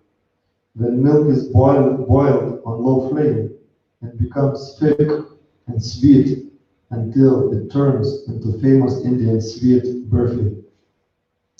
You use this analogy to show the importance for devotees becoming more educated, stronger, and pure in Krishna consciousness. This is so crucial in order for this movement to gain more strength and potency to be able to help the world in a very significant way.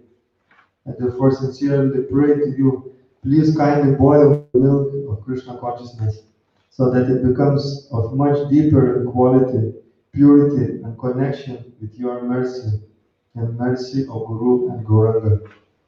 Please let the pure faith awaken and material desires and attachments reduce. Kindly make me more of an instrument as you please to help others also to boil their milk. As our Krishna consciousness thickens, kindly make me a more suitable instrument to help people experience and connect with Krishna through your mercy and teachings, and even dedicate their life to Krishna. You said that grandfather's mercy is more than father's. I am begging you for grandfather's mercy. Kindly use me as you feel appropriate to make this moment the best it can be, aspiring to be servant of your servants, Raghunath Pratadas.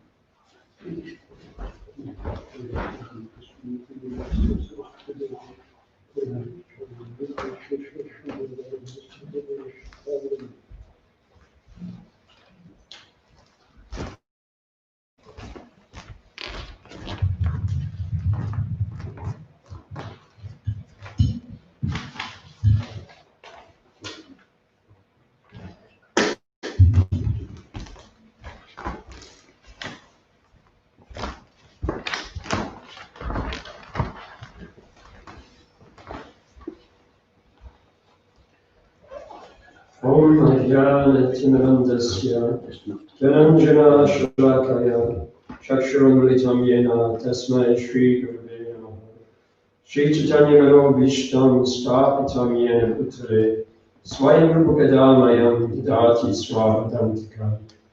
Dear Sri Prabhupada, please accept my humble obeisances. All glories to your divine grace. Your disciple, Yamuna Devi Dasi, remembered that you recommend that she recite these 2 Sanskrit verses to be assured of a successful outcome to a difficult task. They are Omagyanatimirandasya and Sri Chaitanya Novishwan. These are Narottam Das Thakur's pronouns to his guru and to Srila Rupa Goswami. When was Srila Rupa Goswami, who was established within this world the mission to fulfill the desires of Sri Chaitanya Mahaprabhu, give me shelter at his lotus feet. In your purport to Chaitanya Charitamrita Anjalila, chapter 1, verse 117, you elaborate on the empowerment gained from serving this mission. Srila Rupa Goswami understood the inner desires and feelings of Sri Chaitanya. The Lord chose Rupa and Sanatan, his 2 very old servants of many lifetimes, to propagate throughout the world love of Krishna by a widespread sankirtan, temple construction, and composition of books on the science of Krishna consciousness. The 2 brothers had already spent many years protecting the Vaishnava communities in their pastime of performing service to the Mughal rulers. Their grandfather, Mukundadev, had also been advisor to the Mughal governor of Jessore. It seems that Krishna throws his Gosjanandi pure devotees into dangerous environments because he knows their preaching will be almost stunning and exciting to hear. Gosjanandi means one who wants to increase the numbers of devotees and will accept any inconvenience to do so. You state in the purport to Anjalila 1117 that to see his Sankirtan festival spread throughout the world is Sri Chaitanya's inner feeling. Traveling to a different Shiva or Vishnu temple every day for 6 years, Sri Chaitanya was constantly taking every opportunity to propagate Krishna prema. Just as he would always offer respect to all these worshippers and their Ishta days, similarly you accepted whatever humble accommodation was available in the course of increasing the numbers of Krishna's devotees. That mood of unalloyed surrender, coupled with ingenuity and a liking for a good challenge, won over the worshippers of sex and drugs and rock and roll, whose temples like the Avalon Ballroom became suffused with Gauranga prema. Swami Prabhupada saw that his new guru was truly part of that temple community, that he could be their high priest. Later, as Shyama Sundardas, he remarked that you were the greatest showman on earth and the most intelligent person he had ever met. Dear Srila Prabhupada, we now have a whole new set of challenges to embrace in fulfilling the desires of Sri Chaitanya. Let us saturate our minds with remembrance of your blissful campaigns and develop a deep desire to experience the love you are feeling inside. You are the only person I've ever fallen in love with. Please drag me out of my comfort zone so that I can feel that way towards all the Rupanugas. Praying to remain your very old servant. Srila Prabhupada ki Jai.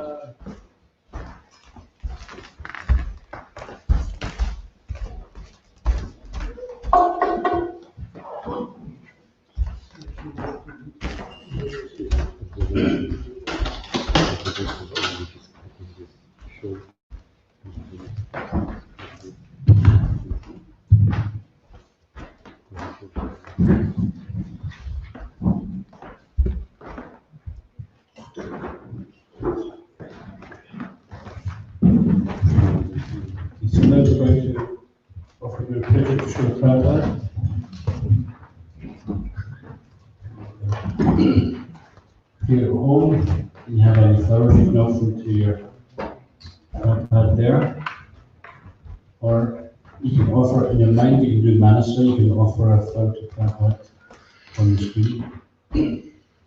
And after the Guru Puja, then we will read some more offerings from those who are in the temple who have a regular offering, and for anyone who is waiting online, you have an opportunity for reading your offerings then also.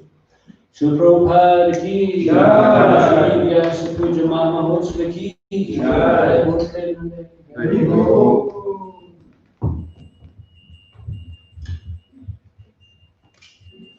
Jaya Prabhupada, Prabhupada, Prabhupada, Jaya Prabhupada.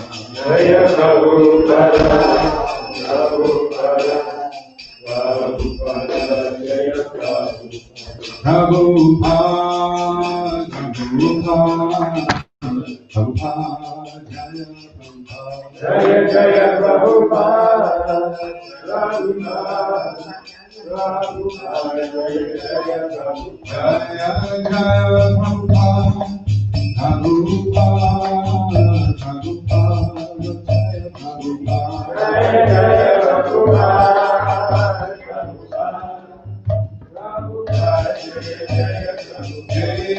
Jaya Prabhupada. Jaya Jaya Prabhupada, Jaya Jaya Prabhupada, Prabhupada, Jaya Jaya Prabhupada. Jaya Jaya Prabhupada,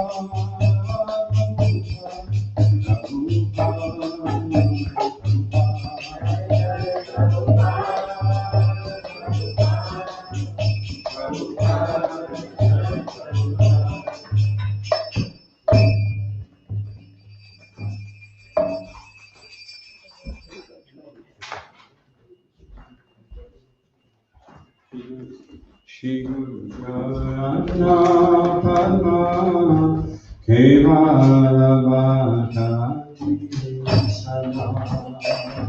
Shri Guru Jarana Padma Kevala Bhata Sama. Shri Guru Jarana Padma Kevala Bhata Sama. Shri Guru Jarana Padma Kevala Bhata Sama.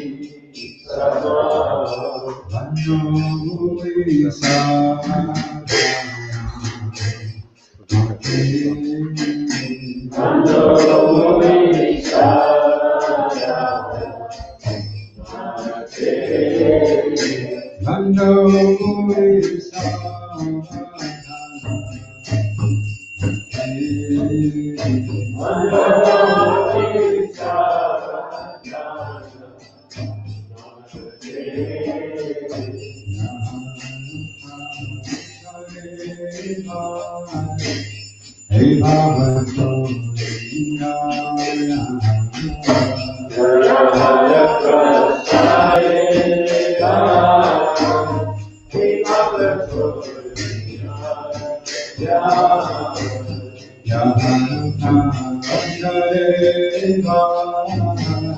Hey Baba,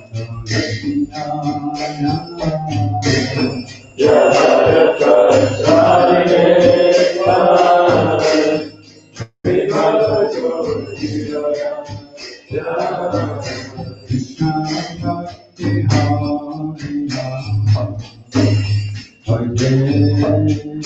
Krishna Bhakti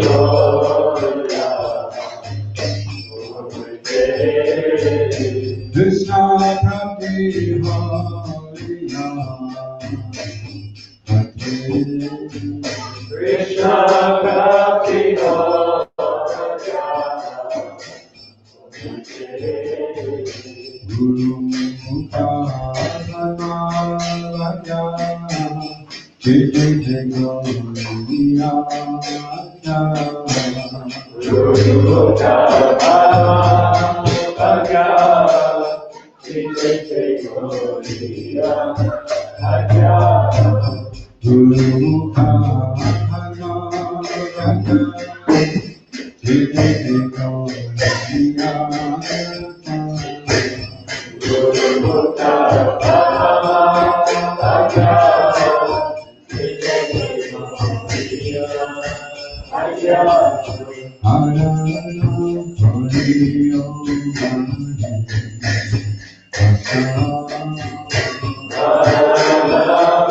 Guru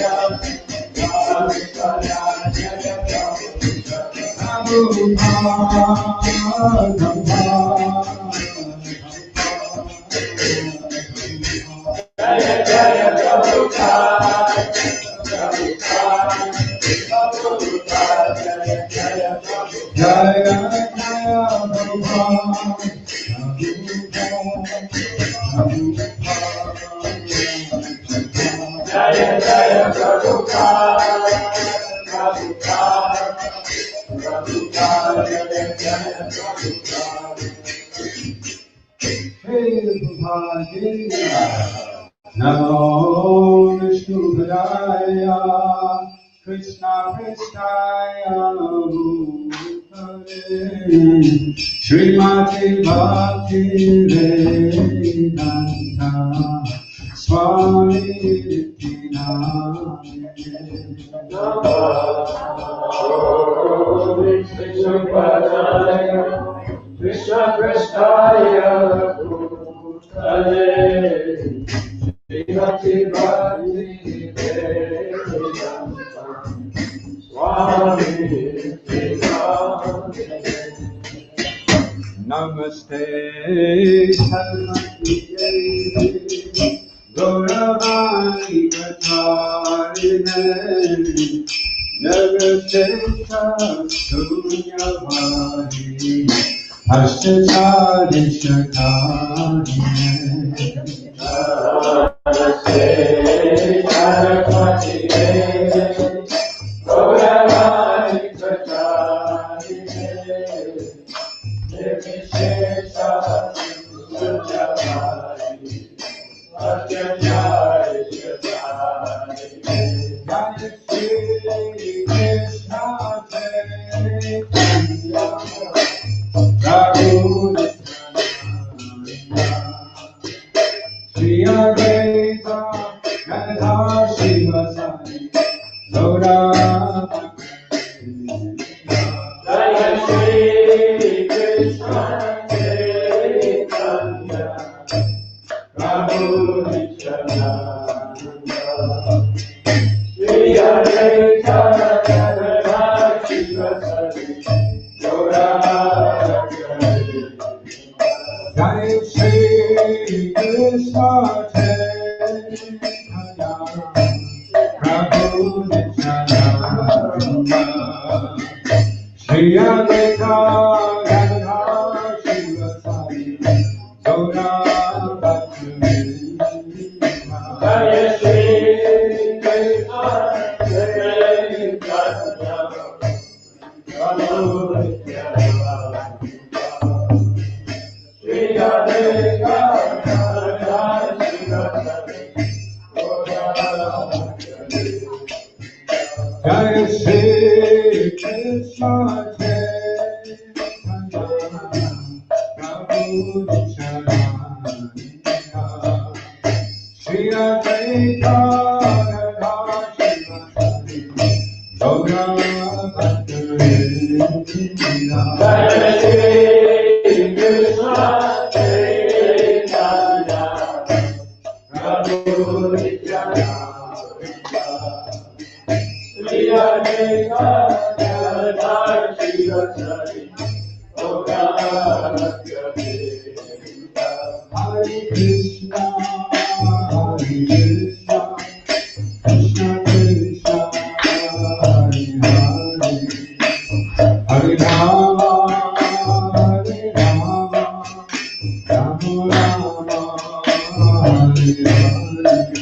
Hare Hare.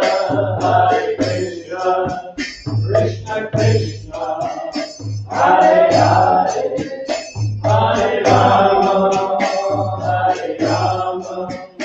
Rama Rama, Hare Hare. Hare Krishna, Krishna Krishna, Hare Hare, Hare Rama, Rama Rama,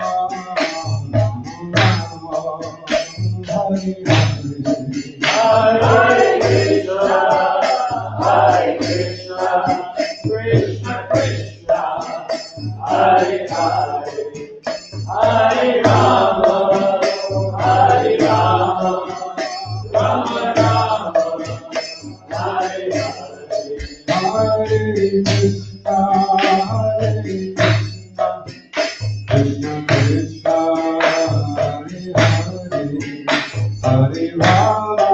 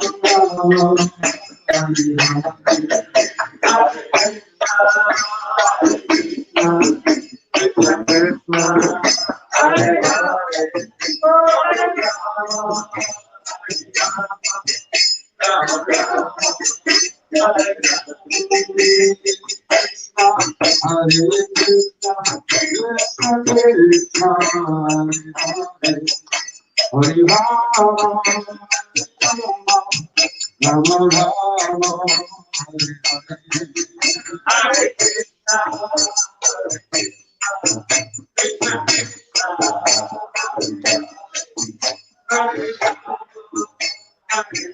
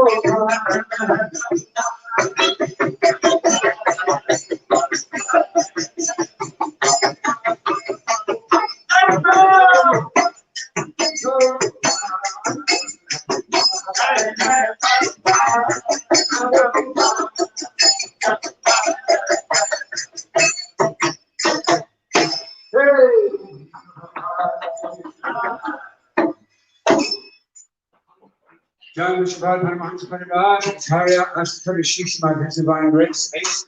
Bhaktivedanta Swami Prabhupada. ISKCON BBT founder-acarya Prabhupada. Ananta Bhagavad-gita Namaskar Srila Harinasa Srila Swami Prabhupada Gita. Vedic Krishna Chain Bhagavad-gita Vyasadeva Srila. Hariom Director in the Gita. Shri Radha Krishna Gopa Shankar Radha Giri Govardhan Gita. Gandamai Gurumai Gita. Bhaktivedanta Swami Gita. Shri Hadranga Shri Ram Sankirtan Gita. Srila Prabhupada. All glories to the assembled devotees. Glories to the assembled devotees. All glories to the assembled devotees. All glories to Sri Guru and Sri Guru.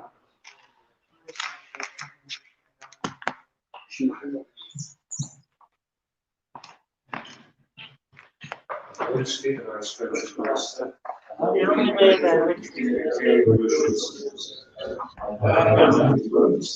Great God and heavens. I today come across the ocean to the suffering. I'll take a mercy of Krishna. My only wish is that my consciousness purify our words and feelings. Action is the peace, affection, and all. You open my heart and eyes and fills my heart with trust and knowledge. He is my Lord that comforter. When I take out of your grace, I we make scriptures in the air. Our spiritual master is the ocean of mercy. The head of the world on us. O Master, be merciful to us. Give us the share of us. Your grace steadfast. We take shelter in mercy. Prabhupada ki jai. Prabhupada, yes,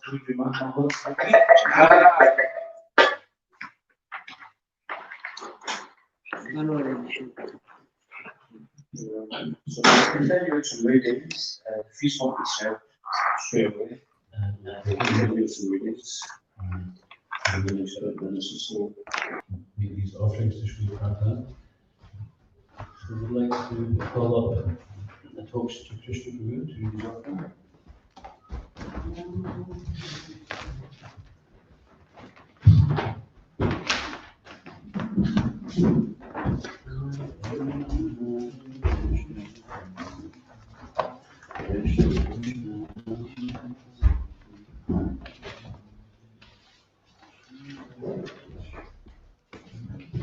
Dear Srila Prabhupada, how deep your books and instructions are. At first, it all seems so simple to me. Why would anyone leave your ISKCON society?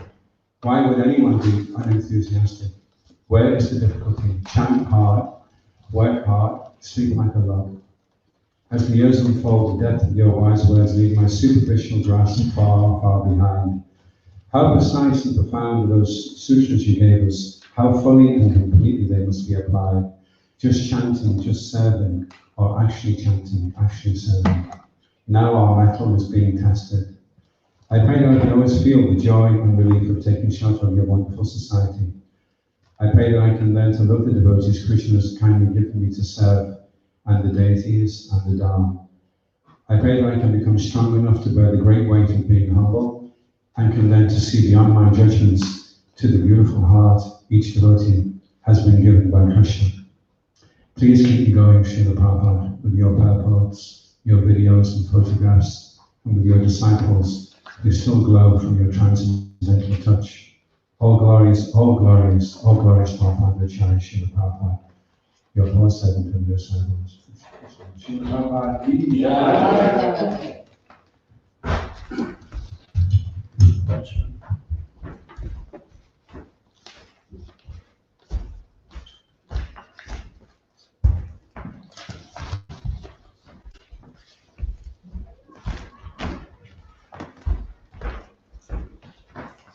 I'm offering for myself and Lakshmi. Namo Vishnu Padaya, Krishna Prasthaya Vipare, Srimad Bhaktivedanta Swami Prabhupada. Namaste Saraswati Deve Gaurivani Krishna, Namaste Sunyavadi Krishna. Dear Srila Prabhupada, please accept our humble obeisances at your lotus feet. All glories to your divine grace, all glories to your wonderful ISKCON, all glories to the Sankirtan movement of Lord Chaitanya Mahaprabhu. Srila Prabhupada, this is the most auspicious day. It is very rare indeed to find such a great soul as you, so dedicated to the fixed on the order.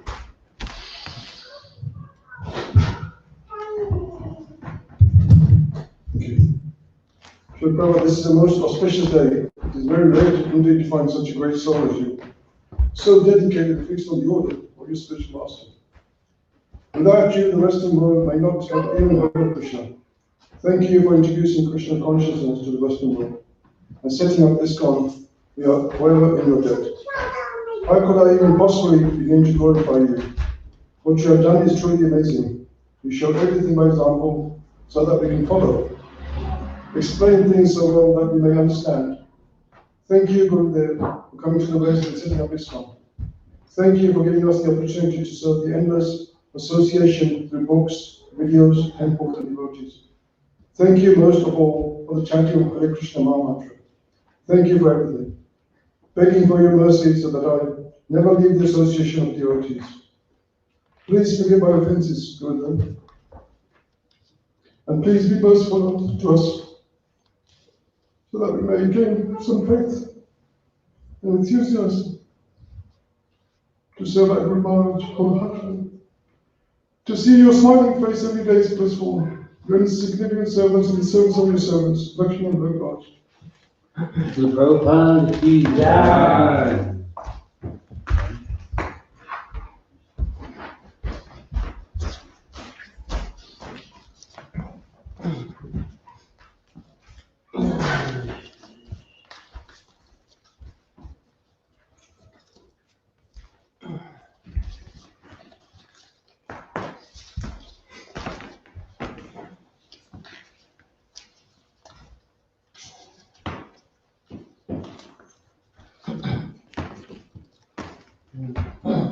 Namo Vishnu Padaya Krishna Krishna Guru Srimati Bhaktivedanta Swami Prabhupada Namaste Saraswati Devi Gauravani Chari Nirvishesha Shuddhavadi Kasakadeshthavani.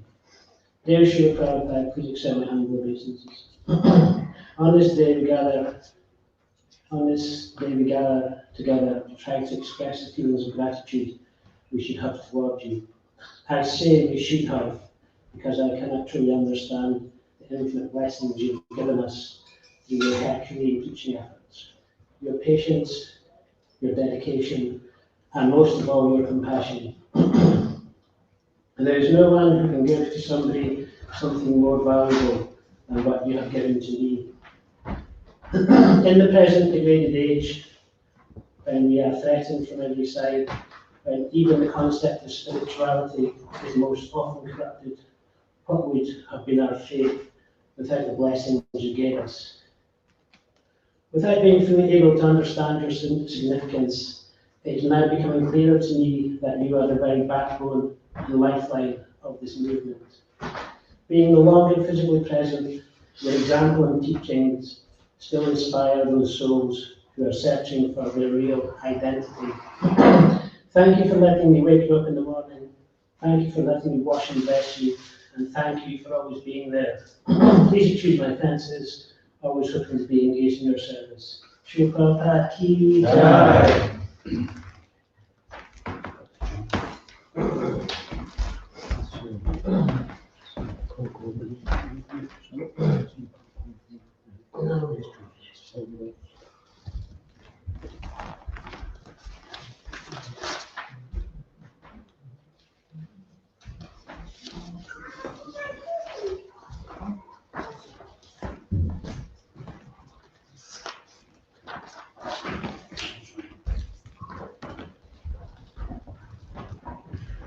Namo Vishnu Padaya Krishna Prasthaya Bhutali Shanti Bhaktivedanta Swami Prabhupada Namaste Saraswati Devi Gauravani Chari Nirvishesha Srila Srila. Dear Srila Prabhupada, I think that the world owes you a few thank yous, because by your efforts alone and your efforts to carry out the orders of your spiritual master, you gave us Rajavija, Rajavudan, Pavitram Ida Uttaman, Paritraksha Bhagavan Dhamyam, Shisukam Karnam Katum Avayayam. So thanks for the prasadam, Swamiji, and thanks for the writing, Srila Prabhupada. This knowledge is the key of education, the most secret of all secrets. It is the purest knowledge, and because it gives direct perception of the self by realization, it is the perfection of religion. It is everlasting and it is joyfully performed. You took very great pains and expended very much hard labor to bring us this, the most confidential knowledge. So thanks for the prasadam, Swamiji. And thanks for the writings, Srila Prabhupada. Confidential in the sense that before you, this sacred knowledge was confined to a very, very few wise souls in India.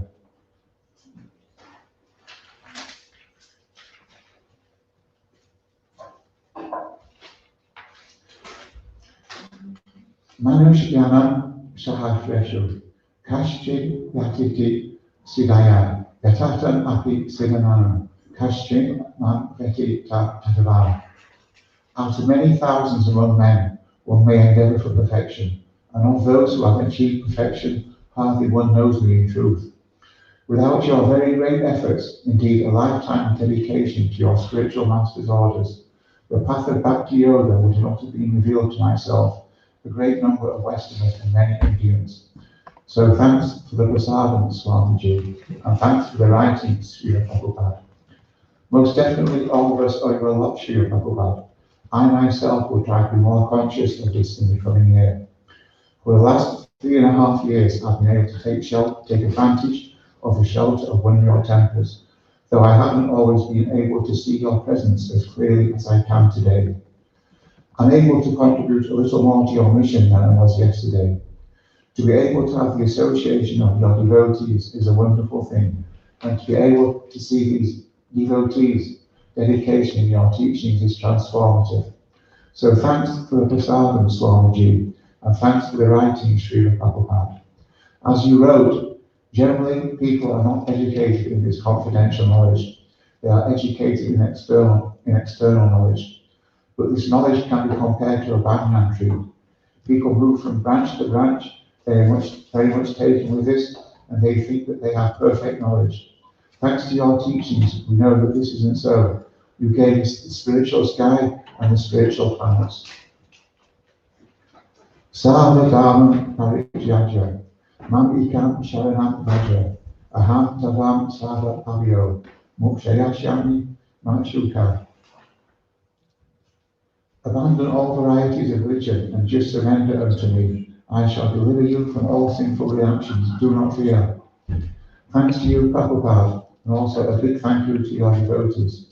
Sadly, today isn't quite as big a celebration as previous Sri Vyasa Pujas have been, and I've only been able to glorify you just a little bit today. But I've still been able to take part in your Sri Vyasa Puja, and you've stepped closer to my heart than ever before. So thank you. Thanks for the writing, Srila Prabhupada, and thanks for the prasadam, Swamiji. Jai.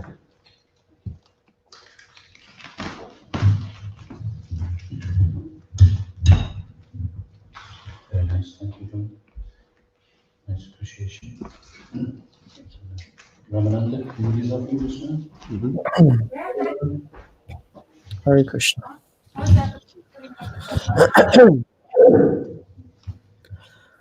Om Jnana-timirandasya Jnanandjana Shalakaya Chakshurannamandena Tasmai Shri Gurave Namaha.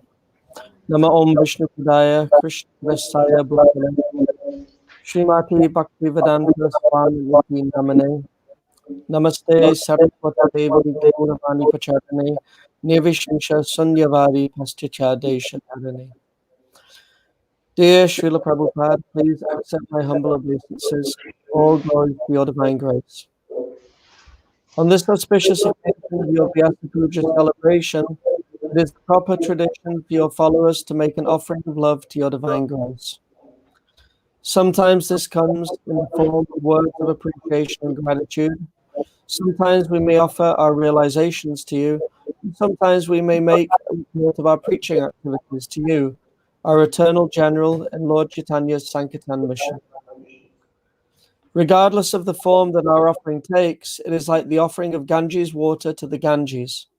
Just as the water we offer to Mother Ganga is something which she herself provided, so similarly, whatever we offer to you ultimately comes by your grace only. Our realizations come by the power of the holy name and the process of bhakti which you brought to us.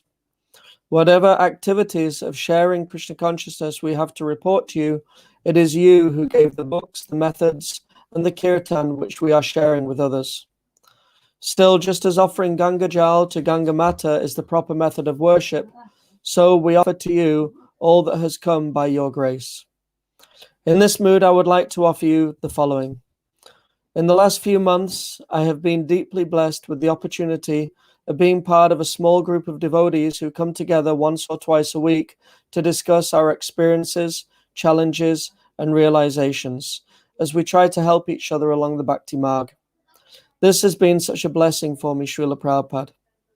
Some of these devotees have only been involved in Krishna consciousness for a few short months, but by the power of the association of devotees, by the power of the teaching of Bhakti Yoga, and by the power of Krishna's sweet holy names, they have made so much advancement. Sometimes it practically takes my breath away. If I have been able to be of any service to this group of devotees, it is only by your mercy and the mercy of your sincere followers. By this disciplic succession, we are able to have the knowledge and the process to share with others to help them along and inspire them. Actually, it is they who are inspiring me. Their mood of love, appreciation, enthusiasm, cooperation, and gratitude is reminding me constantly of what I should be. And I hope that by trying to serve them in some small way, then I may also develop some of these good qualities. As I try to share with them answers to their inquiries, it becomes more and more apparent that all that we offer them as solutions to whatever challenges they may face comes from you, from your books, from your teachings. Therefore, my prayer is that I can now become more absorbed than ever in the study of your teachings, so that I may have more and more to share with others.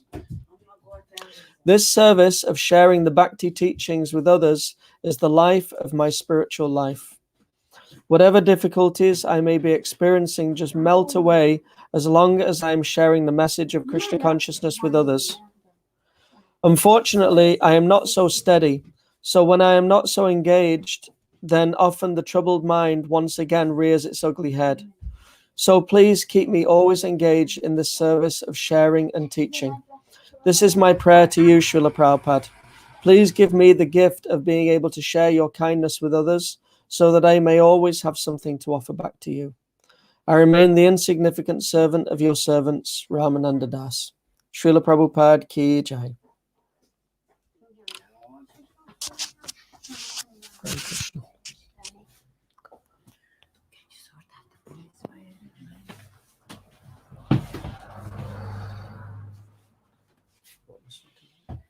Where it is.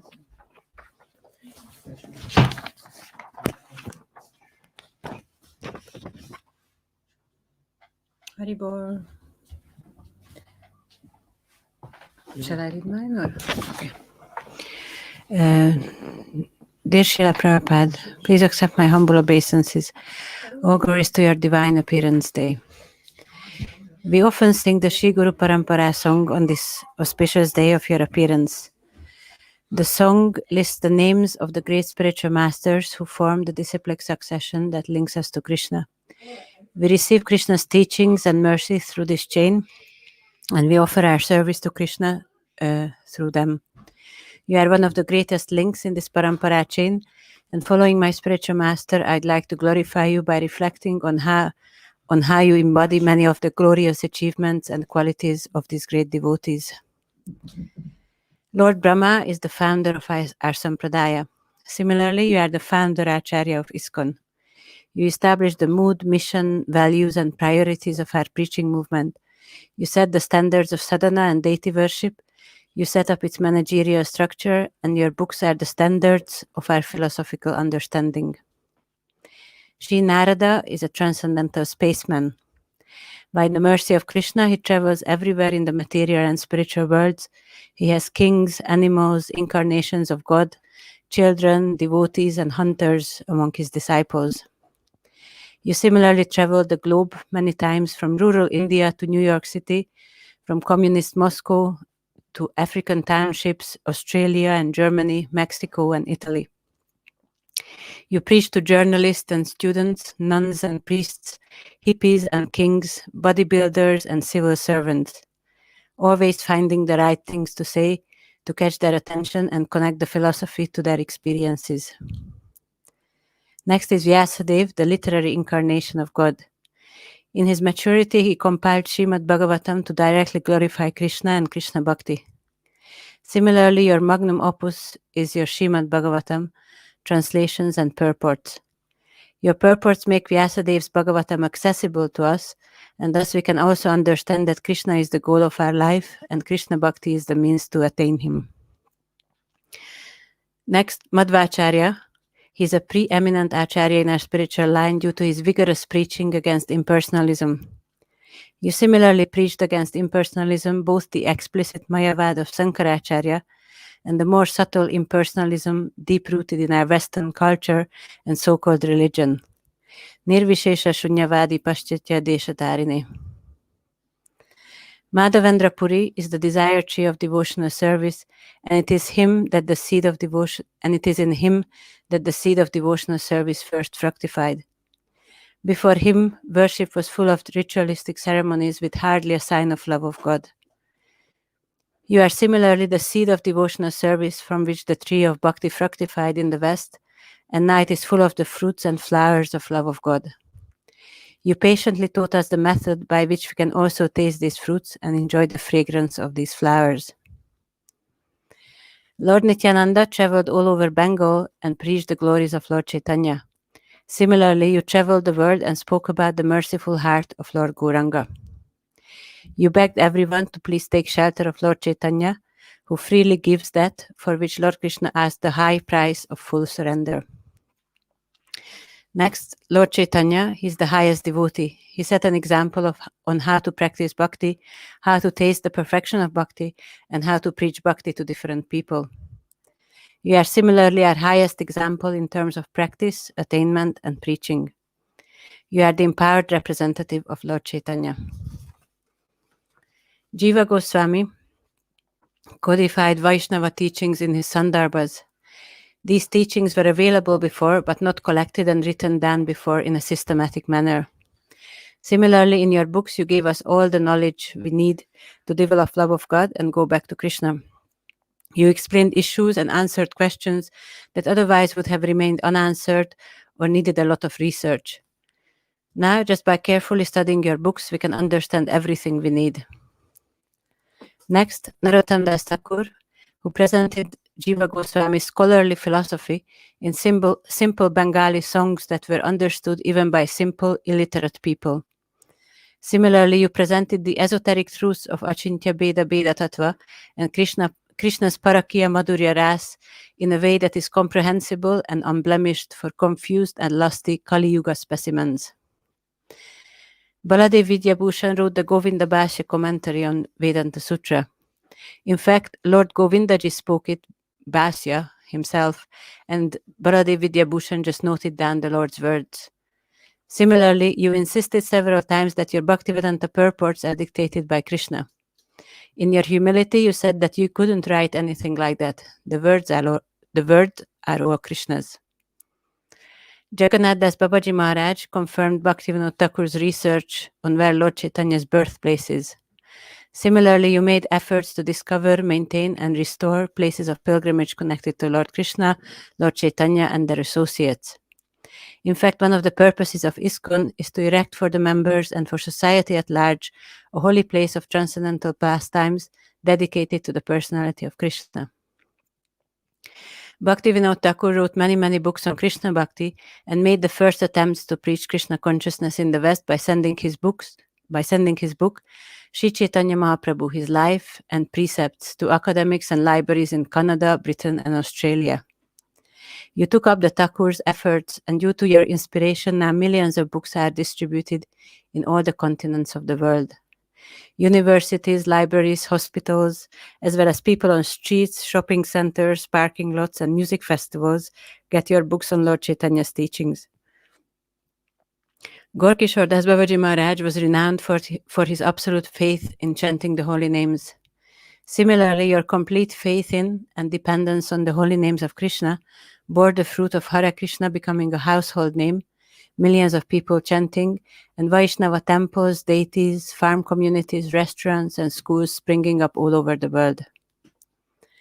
Bhaktisiddhanta Saraswati Thakur Prabhupada recognized that an institution can make preaching more effective, so he established the Gaudiya Math and encouraged preaching in English. You similarly set up ISKCON to fulfill your Guru's mission that the Gaudiya Math seemed incapable of doing. And you fulfilled the desire of your Guru and indeed the Guru Parampara to spread Krishna consciousness all over the world. Meditating on how you embody these acharyas, their qualities and activities, and how you fulfill their desires increases my faith in you and in my spiritual master. By surrendering and serving you, I can also be part of this glorious chain of disciplic succession. Thank you, Srila Prabhupada. Your insignificant servant and granddaughter, Janava Priya Devi Dasi. Srila Prabhupada ki jai. Nimai. Nimai is next, yeah?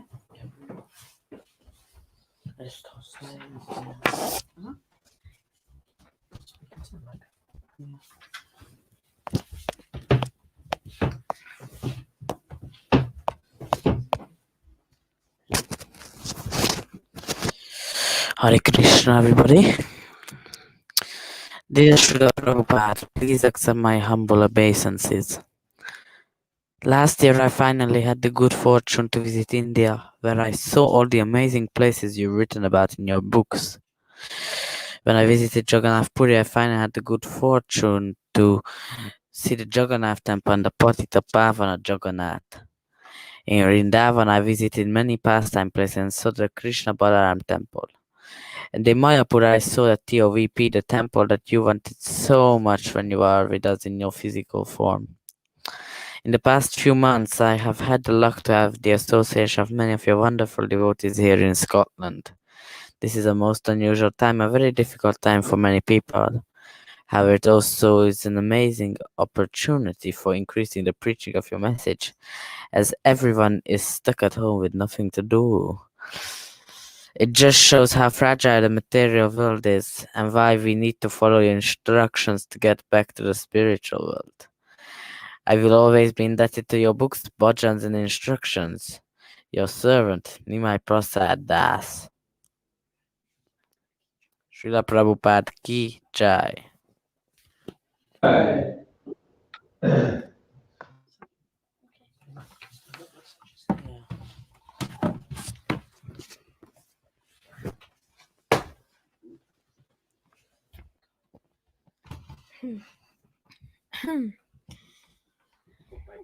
Dear Srila Prabhupada, please accept my obeisances, all glories to your lotus feet. When you came to America, no one thought you would succeed. When the Americans listened, you planted the seed of ISKCON, and the plant grows on. Your servant Sachi Kishore Das. Srila Prabhupada Ki Jai.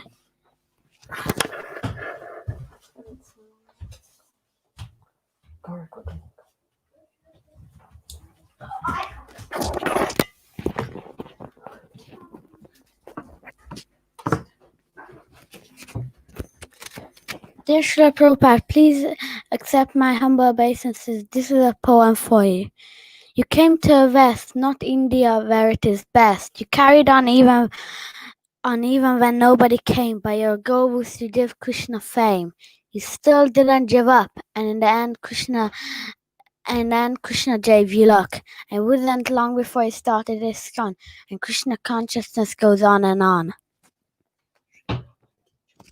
Srila Prabhupada Ki Jai.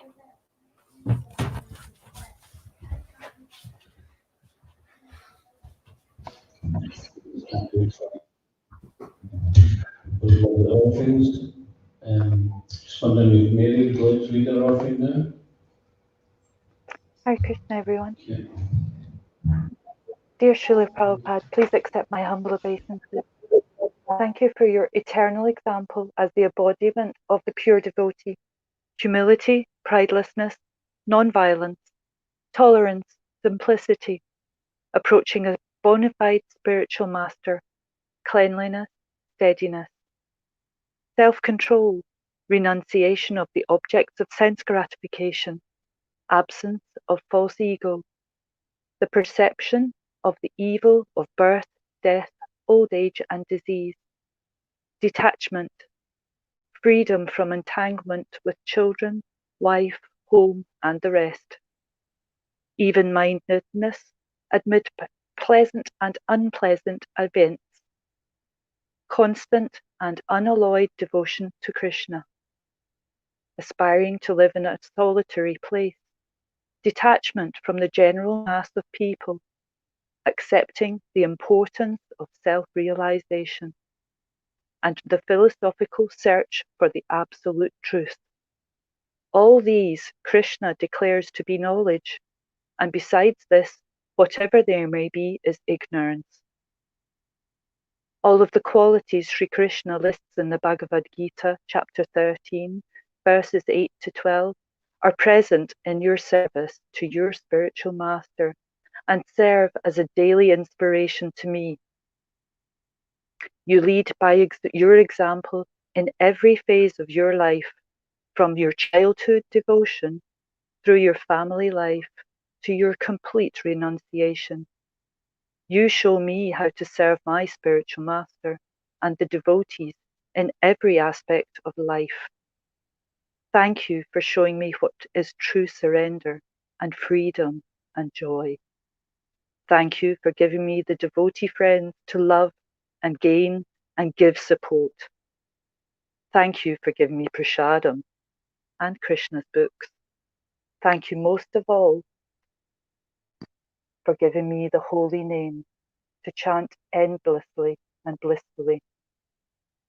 Please accept my heartfelt obeisances and continue to instruct me in my spiritual journey, taking me back to Godhead. Jai Srila Prabhupada, Vande Guru Sri Charan Arabindram. Hare Krishna. Hare Krishna. Hare Krishna. Thank you so much, Mary. Haribol. So now next is Laura. Hare Krishna, everyone. Haribol. Nama Om Vishnu Padaya Krishna Pastaya Bhutale Srimati Bhaktivedanta Swami Iti Namine Namaste Saraswati Devi Gauravani Pacharane Nivashesha Shunyavati Paschacha Deshatarane. Dear Srila Prabhupada, my teacher, my savior, my friend, he whom I depend. When you came to the West, we were so blessed. You told us the truth and you recruited the youth. You came with Lord Chaitanya's mission to help us out of our condition. You gave us all the answers to life's disasters. We are trapped in Maya's clutches, but Prabhupada, you always encourage us. You taught us to pray in Krishna's temples so that we can board his vessels. We hold on to your hand as you show us the way to Krishna's land. My spiritual master, please help me get there faster. You gave us so much love sent from high above as we inquire for the goal from such a realized soul. You speak such wisdom and give your grace. You give us Krishna held in your embrace. Living in separation, searching for inspiration, you show us the way as we bow down to lay. Life would be so sweet if we just surrendered at your lotus feet. We shouldn't dwell in this material hell when we can dance with the gopis all day long, back where we belong. Srila Prabhupada, my teacher, my savior, my friend, please help me as I try to comprehend. Alone and lost, I truth at any cost. I stumbled and fell, stuck in this material hell, reborn through the ages, bored in all life stages. You gave us so many ways to better our days. Life wouldn't be a game if we only remember your name. Srila Prabhupada, Srila Prabhupada, Jai Srila Prabhupada, my teacher, my savior, my friend, please help me as I try to mend. Love and gratitude with great magnitude. You're undeserving, but fortunate servant, Laura. Srila Prabhupada ki Jai. Thank you so much, Laura. Hare Krishna. So Hare next is Kat. Hare Krishna, dear devotees! Thank you for letting me be involved in this Vyasa Puja. It's so wonderful to hear all your lovely offerings. I feel so inspired, and I hope that one day I'll be able to write just as sweetly and as eloquently as all of you. Okay. Nama Om Vishnu Padaya Krishna Pastaya Bhutale Srimati Bhaktivedanta Swami Prabhupada Namaste Saraswati Devi Gauravani Pacharine Nirvishesha Shunyavadi Pashacha Deshatarine. Dearest Srila Prabhupada, please accept my humble obeisances. All glories to your divine grace. When I first came to the temple, I had no idea who you are. I couldn't even pronounce your name properly, but I could sense from the attitude of the devotees towards you that you are someone very important. My first revelation of who you are was when I read your Bhagavad-gita As It Is. Your purports opened my eyes and made everything crystal clear. I have listened to the translations of the Gita before, but it just didn't make any sense. Your commentary made everything so simple to understand and relate to. It's like I've entered a completely new dimension. From then on, I wanted to find out more, and I knew that this Krishna consciousness is the path I've been searching for my whole life. All the revelations and realizations I had before were confirmed by talking to the devotees and getting to know the philosophy. It's like all my doubts have been cleared. I was only beginning to see Krishna's hand in my life, and he continues to reveal himself to me every day, letting me know that he is always there and how he is guiding me in the right direction. I was only beginning to learn of your greatness and of your ISKCON. Your books continue to captivate me and serve as a source of inspiration to my devotional life. I am so inspired by your loving interactions with your devotees, your exemplary tolerance, and how you make everyone feel welcome and at home in ISKCON.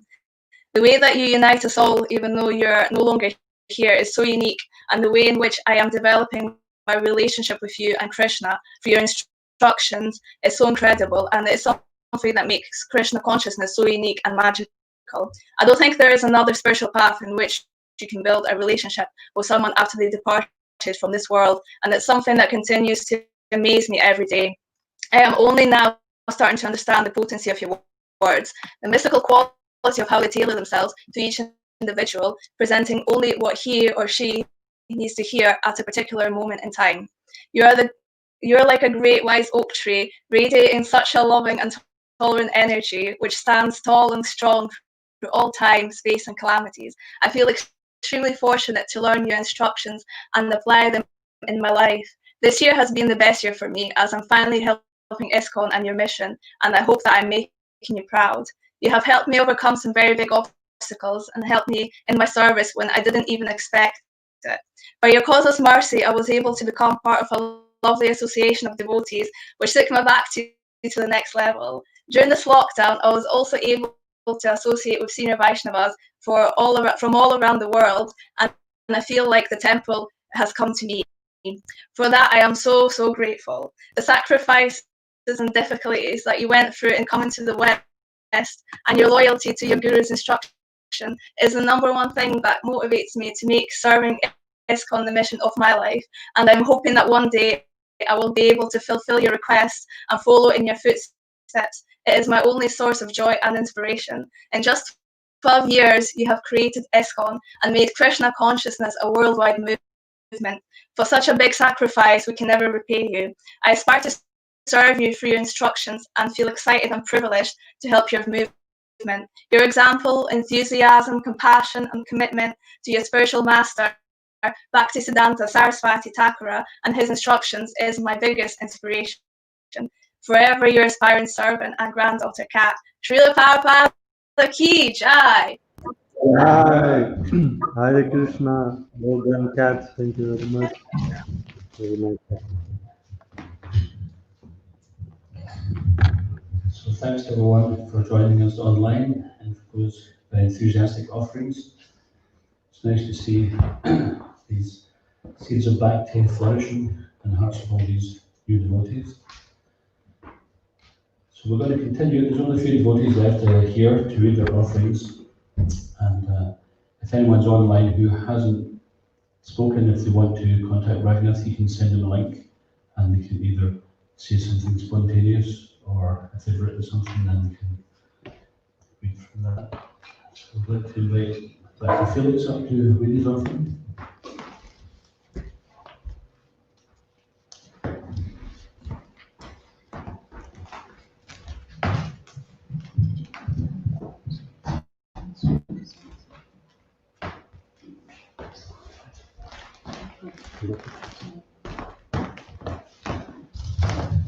Om Jnana-Timirantasya Gananjana Shalakya Chakshurumilitam Yena Tasmai Shri Gurudeva Namaha. Namo Om Vishnu Padaya Krishna Prasthaya Bhutale Srimati Bhaktivedanta Swami Prabhupada. Namaste Saraswati Devi Gauravani Pacharine Nivishesha Shunyavadi Paschatya Vishita. To His Divine Grace A.C. Bhaktivedanta Swami Prabhupada, please accept my humble obeisances.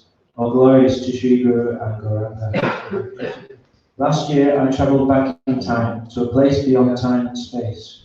I entered into the capsule of your sanctum bubble that lifted the human race. I watched ISKCON cinemas following Srila Prabhupada, a documentary about your divine grace. Immersing oneself attentively, rewinding, repeating and reviewing your divine association, you filled my heart with fresh inspiration, confidence and realization. This year I took your sublime divine association out on Sankirtan to spread it far and wide. Your quality was infectious and people's hearts would change inside. I made a poster sheet with a list of some of your transcendental books, the ones in order as I had read them, and whomever I would meet, I asked to take a photo of that sheet and encourage them to get them.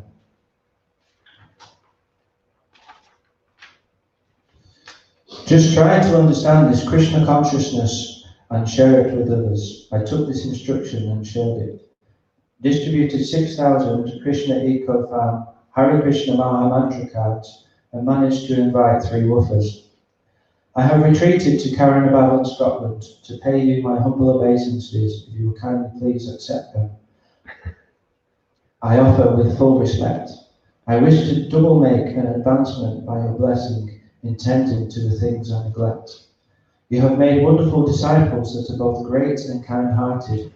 I owe them a huge debt for helping me to continue, although I've barely even started. And I offer my respect and beg for the mercy of your disciples who have departed.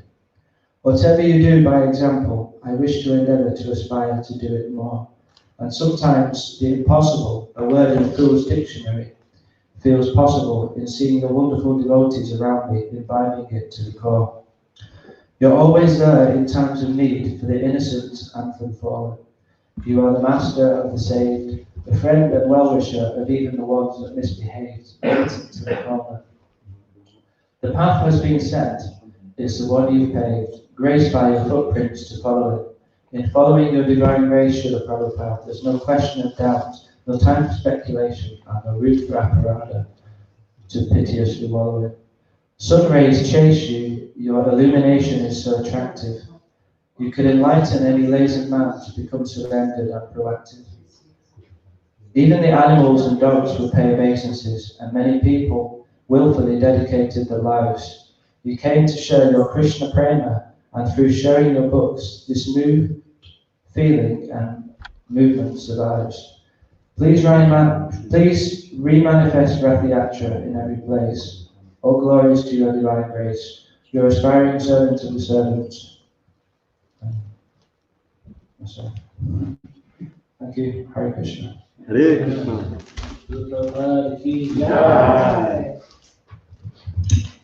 It's very nice to see you paying your obeisances to Srila Prabhupada. Thanks for coming to do that. And you've done that about money there. Everyone being a gentleman. And Sanskrit's following. But I think I think it's too controversial. I think I should not leave it in public. I'm glad you told me that because I couldn't read your writing. I'm glad you told me that because I couldn't read your writing. I don't read my writing. No. You know, I think I thought it's just meant for you to read, but Oh, I see, I right. don't read it in public. No, it's for Prabhupada. Ah, yeah. Okay. Linda? Oh. I thought you offered to give them.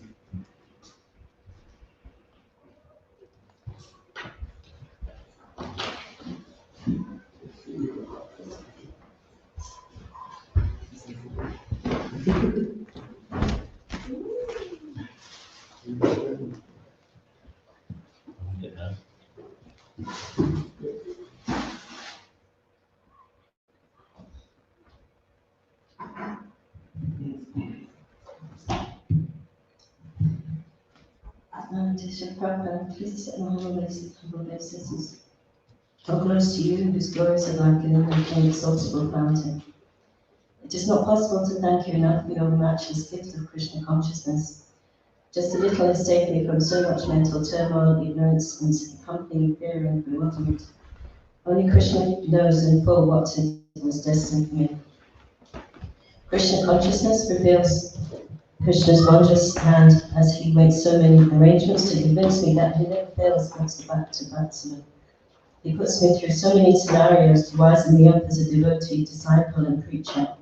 He puts so many tests before me to qualify me for my return back home to Godhead, the real comfort zone. Without your coming to Srila Prabhupada, how could it be possible to be sane, to not be lost, and for our own worst enemy, to be free from countless hellish births? Please make me your surrendered servant of the servant. Otherwise, how else can I appropriately express my gratitude? Your insignificant servant in gratitude. Prabhupada ki jai. Bhaktivedanta.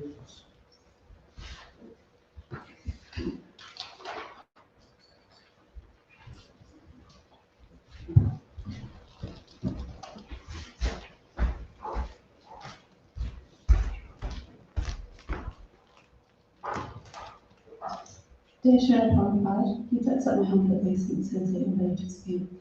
All glories to your divine grace. I feel so grateful to have the opportunity to show my appreciation of what you've done for me.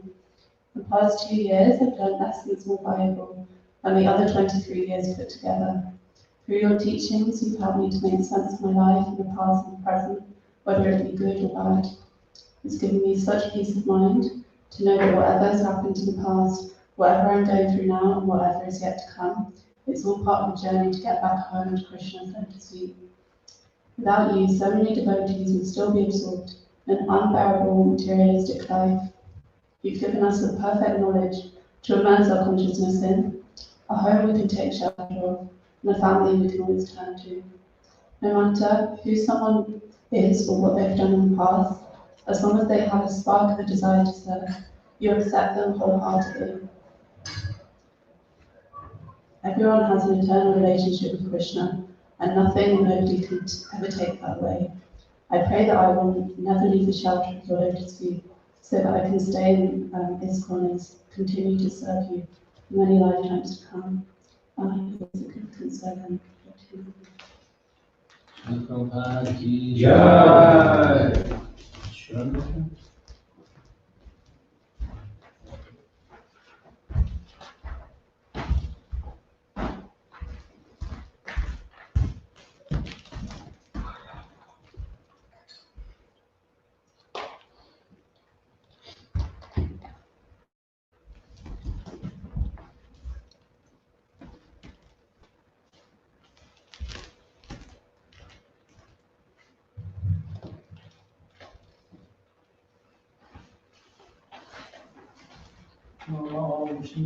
Krishna Srimati Bhaktivedanta Swami Prabhupada. Namaste Saraswati Devi Gauravani Pacharani Deva Shri Sundravai Prasita Deksatani. Dear Sri Prabhupada, once there was a Dan Thomas, a senior Indian gentleman who didn't believe that there were any pure devotees left on the planet, confining them to the distant past. There are no good devotees left, he said. He told him that just as beauty is in the eye of the beholder, then because of his contaminated consciousness and critical mentality, he just couldn't see them. Not only were you a pure devotee, but you were even more than that.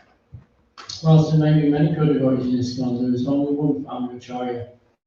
Anyone acquainted with your character and activities can see that your status is amongst the avatars, the exalted and divine beings who come down from higher realms to help us lost children find their way back home. Against all the odds, you established a worldwide organization in 12 years, at a time of life when most people were putting their feet up and retiring. Your biography, Srila Prabhupada Linamrita, reads like a documented miracle, bringing miracles up to date and no longer reserved to the Bible.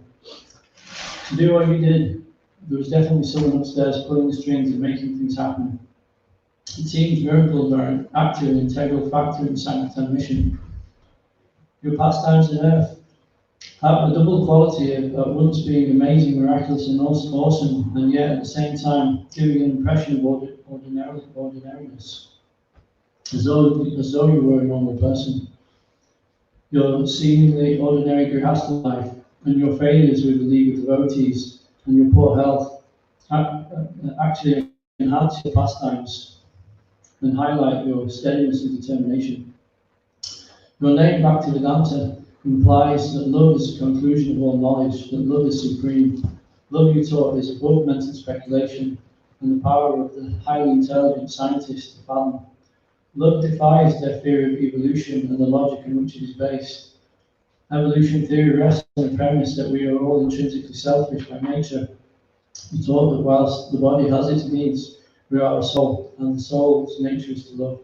Please make our teachings understandable to an audience indoctrinated with the animalistic doctrines of survival of the fittest and the physicalist, materialist dogmas. As it is said, the only way to repay the debt we owe to our parents is for bringing us into this world is to give them the joy of grandchildren. And whilst even this does not fully repay our debt, similarly, the only way we can attempt to in some way mitigate the debt to our spiritual master and an even greater debt to you is to share our good fortune with others and try to inspire them to rekindle their long-lost relationship with Lord Krishna. Please enliven us to become successful in sharing the ecstasy of Sankirtan with the people of Scotland. Set in the context of an atheistic society, with few others to share, to corroborate our incredible experiences, it sometimes seems that we are delusional. Please free us from the mud of dogmatic thinking and give us intelligence to make the message and experience of Krishna consciousness relatable, relevant, and understandable to the good people of Scotland. If you want us to be successful, then you must help us to become qualified to give the love, and you must arrange for our audience to be qualified to receive that love. Thank you for establishing ISKCON on the basis of primacy of the Bhagavad-gita and full surrender. Generously and gracefully, you said that only 50% of your mission was completed, and kindly said that 50% of your mission remained, thereby mercifully giving some service engagement to us to keep busy establishing Bona down for society in general. I would very much like to assist you in this endeavour, Srila Prabhupada. With the COVID-19 pandemic disaster engulfing the world, His Holiness Bhakti Maharaj is asking the leaders of ISKCON to take up this mandate. With the inspiration you received from Mahatma Gandhi's ideas about village economics, you encouraged people to learn how to farm, live simply on the land in the mode of goodness. Please empower us to begin this work here in Scotland to benefit the poor and downtrodden people of the Scottish cities, a work that will no doubt take many generations. Thank you for your document, 7 Purposes of ISKCON. They clearly state our mission and goal to establish ISKCON as not just another secular religious organisation. The first and most important goal is stated as to systematically propagate spiritual knowledge to society at large and to educate all people in the techniques of spiritual life in order to check the imbalance of values in life and to achieve real unity and peace in the world. His Holiness Bhaktivedanta Maharaj explains that the real unity and peace in the world can be achieved by teaching the spiritual technique of realizing that we are not these bodies. Thank you for your vision for ISKCON as a broad church, with the topic of discussion at every annual GBC meeting in Mayapur of how to achieve unity and diversity. Your oxymoronic goal of unity and diversity implies unity without uniformity and diversity without fragmentation, and is similar to Lord Chaitanya's teachings of inconceivable oneness and difference. As we try to grow and transition our yatra from its ashram-based beginnings into a community, a large, influential, attractive group, then please help us to see how we can honour your vision with both philosophical harmony and social variety. Thank you for the unity provided by the study of your books, such as Srimad Bhagavatam, and thank you for your request for systematic education of these books. Thank you for the unity given by the Kirtan of the Holy Names, the key to achieving unity and diversity in ISKCON. And thank you for your dying request to show our love for you by how we cooperate. Thank you for your use of the word cooperate, which naturally implies the existence of separate individuals and groups who, under no obligation to do so, willfully work together to achieve the common goal of pleasing you. Dear Srila Prabhupada, we still have a lot of work to do to create the ISKCON society that you envision here in Scotland. Please empower us to fulfill your desires. Please forgive us for our offences. Your aspiring servants of your servants of your servants, Sharma Tapodas, Guru Bhaktivedanta A.C. and Bhaktivedanta.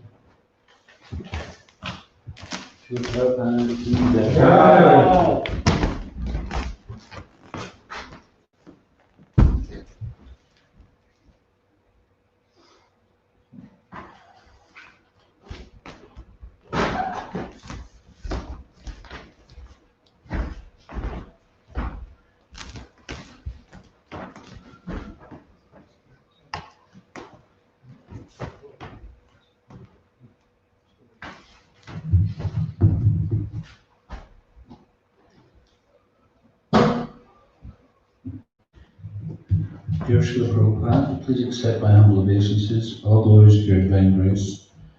On reading your disciple Yogeshwar Prabhu's book, Swami in a Strange Land, it was a revelation to see how much you persevered patiently for many years.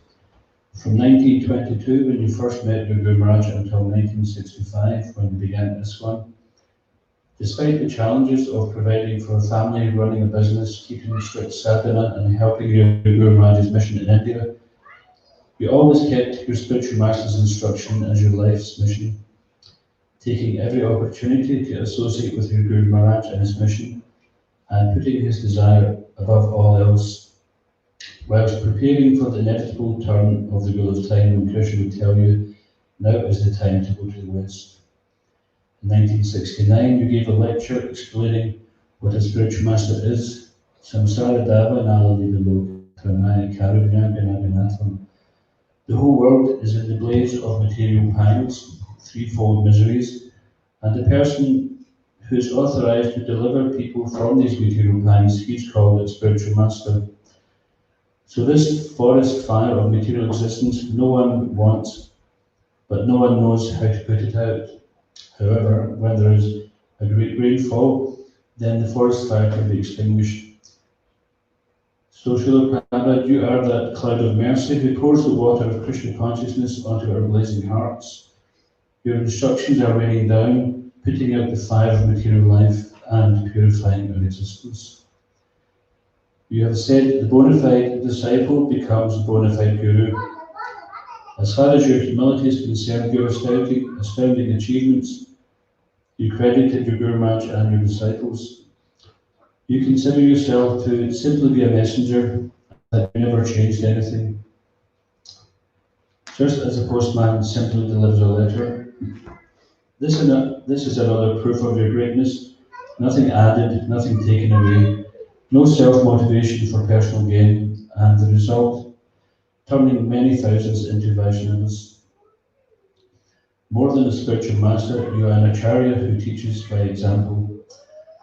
I am forever finding you set an example in every manner of life. For you it's natural, as you are Krishna's pure devotee, so whatever situation you are in, you naturally exhibit devotee characteristics. As a master of time, place and circumstance, you show us how to be Krishna conscious in all sorts of adverse circumstances. It was inspiring to learn how your Guru Maharaj broke the mold of the traditional sadhu concept and demonstrated the highest renunciation by utilizing everything in the service of Lord Chaitanya's mission to spread the holy names to every town and village of the world. Despite much opposition, he boldly brought Gaudiya Vaishnavism into the 20th century and the emerging global village. Following in his footsteps, you too broke the barriers of traditionalism in so many ways, thus enabling Krishna consciousness to reach untold millions all over the world. By your favour upon us, fallen conditioned souls, we are supremely benefited. The momentum of your presence still favours us, and that tidal wave continues to flow Lord Chaitanya's much needed mercy into the hearts of living entities. Your compassion is not restricted to benefiting only human society.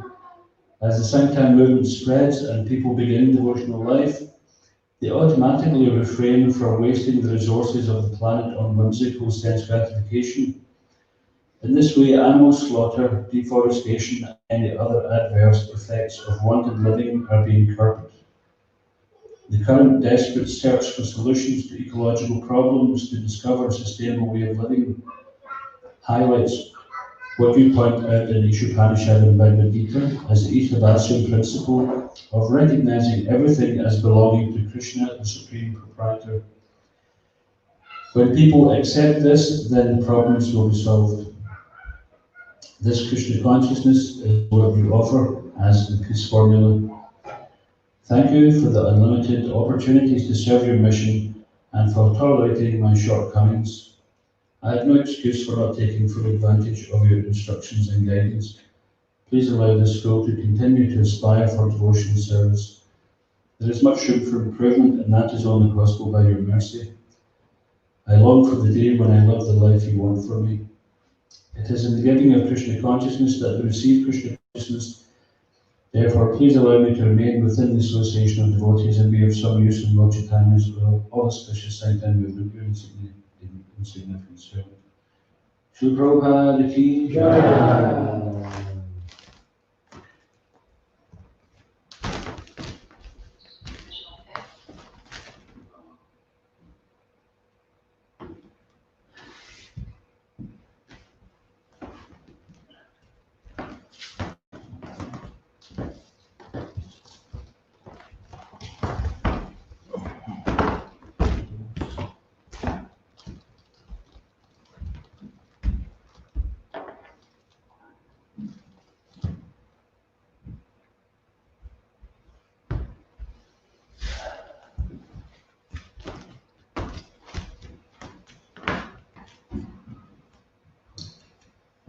Srila Prabhupada, please accept respectful obeisances of His Divine Grace.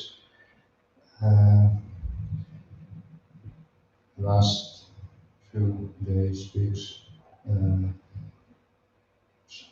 thoughts constantly came back to me, and I was quite surprised that now the same subject came up many times, explaining the importance of the parampara system. So, because many years ago, heard in classes several times that you compare parampara to a telescope through which we can see Krishna, because we cannot directly approach Krishna or understand him. So that's why we need, because we're so far, that's why we need the parampara system. And because the spiritual master is a transparent medium to see Krishna, it not just see, but the further away we are from Krishna, the more spiritual masters are between us. And the example says that actually we see closer just because we are down on the line. And I was thinking about that, and also reminded me of one class my Guru Maharaj gave sometime in 94, 95 in his own Vyasa Puja celebration in class. And he was talking about one verse from Chaitanya Charitamrita. Chaitanya Radasami, Chaitanya Radas, Chaitanya Radasami, Tam Radasi Radas. And this verse means that I am the servant of Lord Chaitanya, I am the servant of Lord Chaitanya, I am the servant of Lord Chaitanya, and the servant of his servants. And because the parampara system is not just a list of names, this is a living principle. So the parampara system is not a static mechanical thing. And because each member of the parampara system, all these devotees,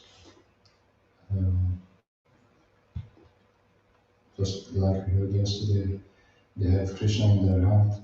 And also, just like in the fractals, every tiny little part and the part of that part and the part of that part is the same, equally, infinitely complex than the whole. So every person in this parampara system is equally divine as Krishna himself. That's why we have to learn to appreciate and serve spiritual masters first before we try to approach Krishna. And then it not ends with, it doesn't end anywhere in the Parampara system that goes unlimitedly. So if I'll just go on with the same example of this telescope. So if I try to understand your personality and try to develop some appreciation and devotion for you, then I need to try to understand your personality through the understanding of other devotees and try to learn from them how they appreciate you and how much devotion they have for you, especially your disciples and disciples of them, and actually every devotee in this movement. So just like if we have more windows in a room, then more light comes in. So just in a similar way, if we are open to see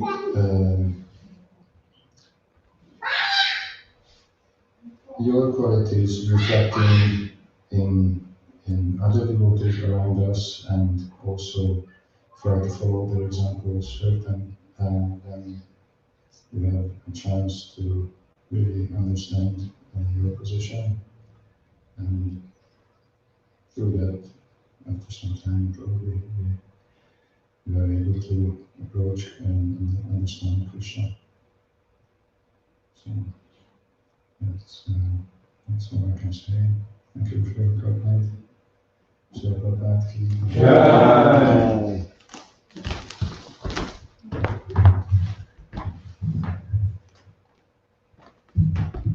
I think everybody online in the temple has made their offering to Srila Prabhupada. Thank everyone for attending. It's very inspired to hear all the devotees pour out their appreciation and their understandings. And it gives us great hope that we can do something to please Srila Prabhupada in Scotland if we all work together. On our own we can't achieve very much at all. Usually on our own we can get ourselves a mess. Prabhupada gave the example, if we have one small stick, a twig, and you can bend it, you can break it, but when there's many together, and you can't even bend it. So this is the association of devotees, and Prabhupada has given us that.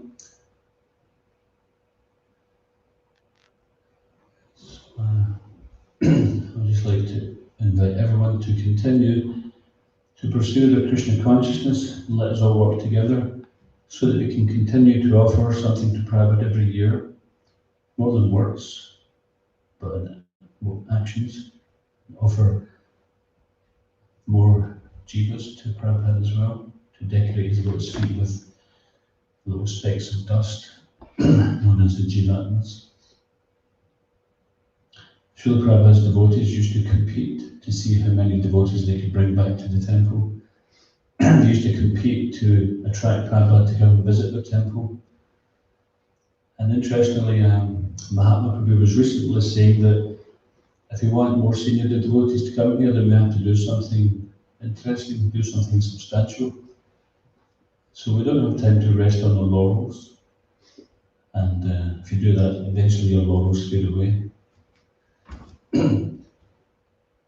So was it the same way, the best of the past be less than the worst of the future?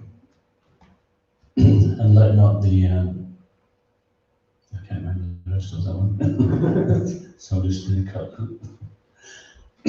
But in any case, the Scottish Yatra was famous for certain things, especially book distribution. And certainly there's been many millions of books distributed around Scotland and the north of England. and that will increase again in the future. But right now we can see there's many aspects of Krishna consciousness which people are desperate for.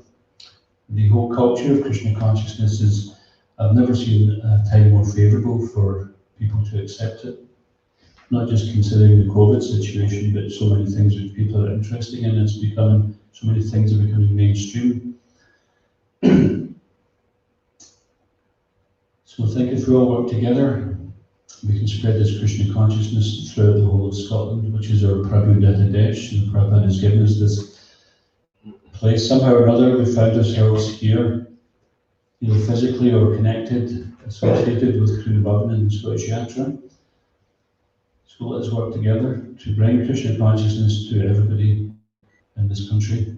And this way we can bring a smile to Srila Prabhupada's face, because Srila Prabhupada is always blissful, but you can always add to that. So we'd just like to thank Srila Prabhupada on behalf of all the devotees here for allowing us to continue to engage in devotional service. And we hope we've got some many more wonderful devotees we can bring to your shelter.